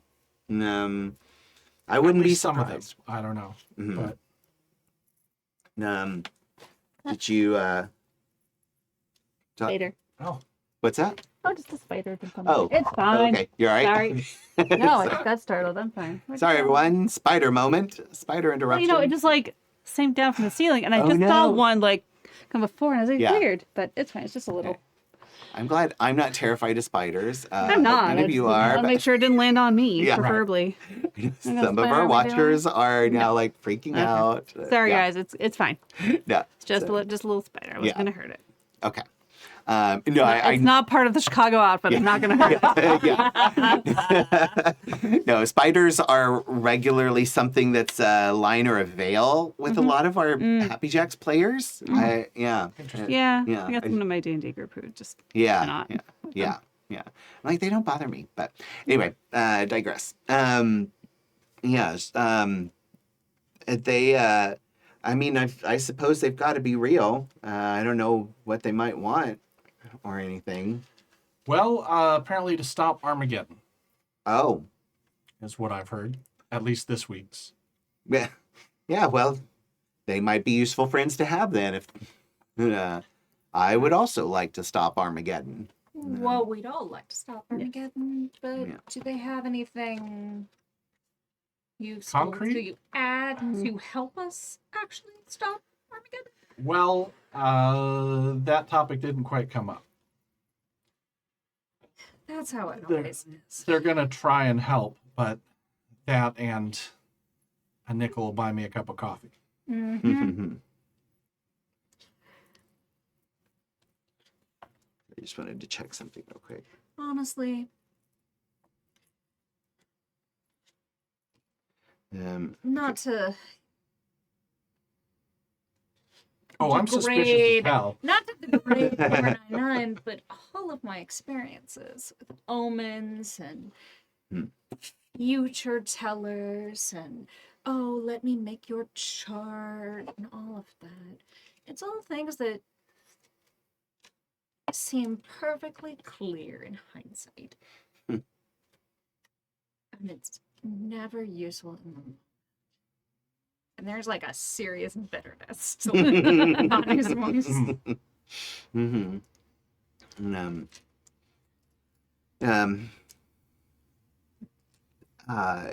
Mimi seems to kind of ponder that for a minute, and She says, there are a lot of different factions, different groups of people that sort of come together, some for good, some for not so good. But what we do, it tends to put you together with like-minded people.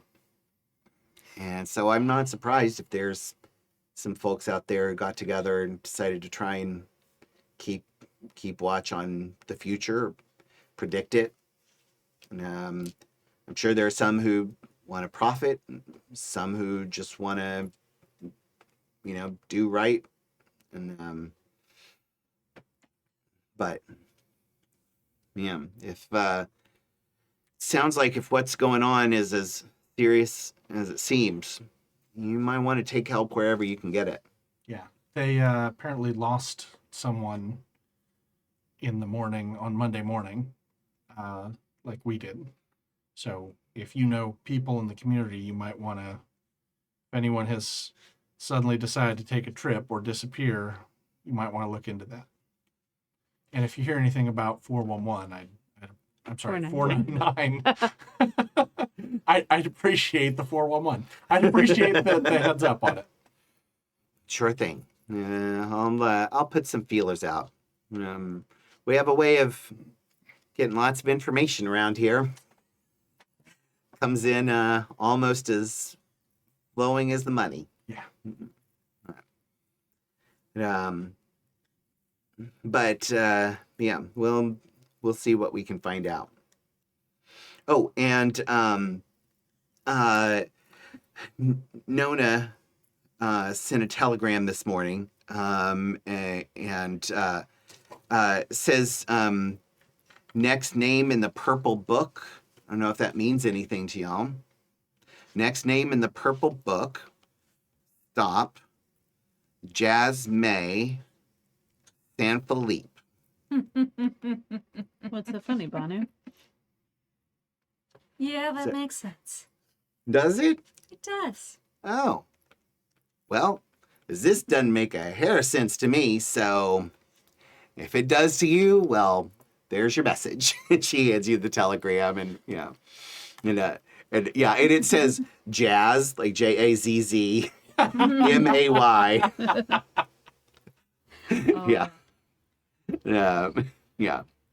But for your records, it's Jasmee with the accent aigu over the first E. French. Yes. But yeah. And so she says, you kids get what rest you can, and just try and spend some time for yourselves. I have a feeling next few weeks are going to be pretty rough on you.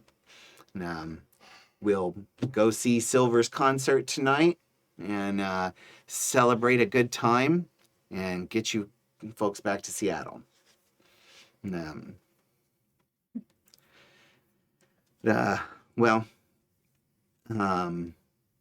I've got a lot of work to do, so I will leave you to it. Well, thank you for all your hospitality, Mamie. Much Thank you, Mamie. appreciated. You're welcome. It's nice having kids back in the house. I know you're not kids, but you get to a certain age, everybody's kids. Evelyn's eyes go a little wide, like, Yeah. Like we're probably the same age, lady. Yeah. She does. I have calculated Evelyn's age, I'll tell you. Oh, yeah. later. Yeah. Yeah. Mamie does not have the life spell or life sphere. Like it's not when she does. No. Yeah, that's where we'll leave it tonight. And we will pick back up tomorrow at the Liberace concert. Oh yeah, there's the spider. There's another one. Yeah. Here too. Oh, lots of spiders. Okay. Luckily, Well, no, it's just yeah. the two. It's the little one. Looks It's a little safe. dude. Yeah. He's just hanging, enjoying the show. Yeah. Just yeah. a little Little guy. guy. Just a Little little guy. guy. Yeah. Yeah. No, it's right? harmless. Yeah. We're gonna do a photo. I'll put this up in the Discord. I can't even see wait. it anymore. Oh, there he is. Yeah. Photo Go ahead. shy. Drop Some come into down, the- then he went back up He's again. going into the Rise mug. Oh. It's a Oh. Rise spider. Oh, son of a. Ah. They're watching us even now. Every gear in its place. Yeah. Anyway, yeah. So that's our show for tonight. And next time, I think Dion will be back with us. Yay. And we will be missing. So is next week? Yeah, Yeah, next week's the next week. 23rd. So we'll be missing Courtney and Pooja, but we'll have some special guest stars. And by that, I don't mean me, pulling out more 1940s celebrities to impersonate poorly. But Love it. But why It's not? amazing. but why not? Yeah. But we will hopefully have some actual guest stars to be announced. You'll just have to tune in and see. But yeah, thank you everybody for joining us. Thank you to everybody watching us live, and those of you tuning in later. Thank you to our chat mods. I think it's James V in the chat tonight, but all of our chat mods for their hard work keeping our chats and our Discord safe. Thank you to our Patreons who keep us ad-free and independent. You're amazing, and it's because of you that we're able to play games we enjoy without worrying about publishing companies or system popularity. You can join their heroic ranks at happyjacks.org/Patreon, and you get access there to special things like our Nerding Out series, which just posted a couple of days ago, our episode where Pooja and Joey and Rose and I talk about Marvel Phase 1. Super fun. And all kinds of stuff. There's a nerding out about Disney. There's a nerding out about what was the other one we did? Oh, we did costuming. And yeah. Star Wars. And Star Wars. Yeah. Star Wars original Yeah. trilogy. Oh, that's right. Yeah, which I didn't get to be in, but I signed up for every single one of the Star Trek ones, so I was like, I should probably let other people talk about Star Wars. But anyway, but yeah, so that's something you get there, so please join our Patreons. We don't do ads here. We don't do advertising, so that's the thing that keeps us going and keeps us improving our studio, which is wonderful. Hey, they're not welcome here. Yeah. They're ads. They got to be Yeah. Yeah, right. We don't serve their our kind in here. Yeah. Say the ads. Yeah. So just a reminder, I'm Adam. You can find me in the social medias at Hoobuk, HOOBUK, on Instagram, or just add an extra O if Hoobuk doesn't come up, because some places somebody got it. I don't know why. But anyway, but yeah, so that's me. You can find me here on Saturday nights running this Trinity's Wake, Mage 20th Anniversary Actual 20th Anniversary Edition actual play. It's a lot of words, and I've had 2 beers, and so they're really strong beers too, actually. But I'm fine. Yeah, and then at various other things as well. Currently, check out on Sundays we're posting on Emporium for the Wayward Gamer. Emporium for the Wayward Gamer, a Star Wars actual play that I did called Shadowport Adventures, Luck of the Draw. Several other Happy Jacks people on other Emporium for the Wayward Gamer games where, we have this whole sort of like cross-pollination going now. Anyway, great group, and so feel free to check those out. And that's me. And Pooja, you want to say who you are and why you're important? Hello, I am Pooja, and I've been playing Banu, and I'm super duper important because It's true. I love. Aww, we love you back. If you want to hear me play, you can find me on the internet as Forgotten Saves, where I love to post about my cats and books, and that's about like the extent of my social media presence. But Then, if you want to hear me play more 2T-RPGs, you can find me on the Happy Jacks back catalog. You can find me on the 12-sided stories back catalog, and all episodes of Mekong, Symphony for the Devil, a Beam Saber actual play set in a bespoke Southeast Asian space opera setting, custom made for the game, are on YouTube now on the Queen's Court Game channel. Yay. Ooh. Hooray. And Nick? Hey everyone, I am Nick. You can find me online at Sungrowler on both Twitter and Instagram, whatever that thing is called.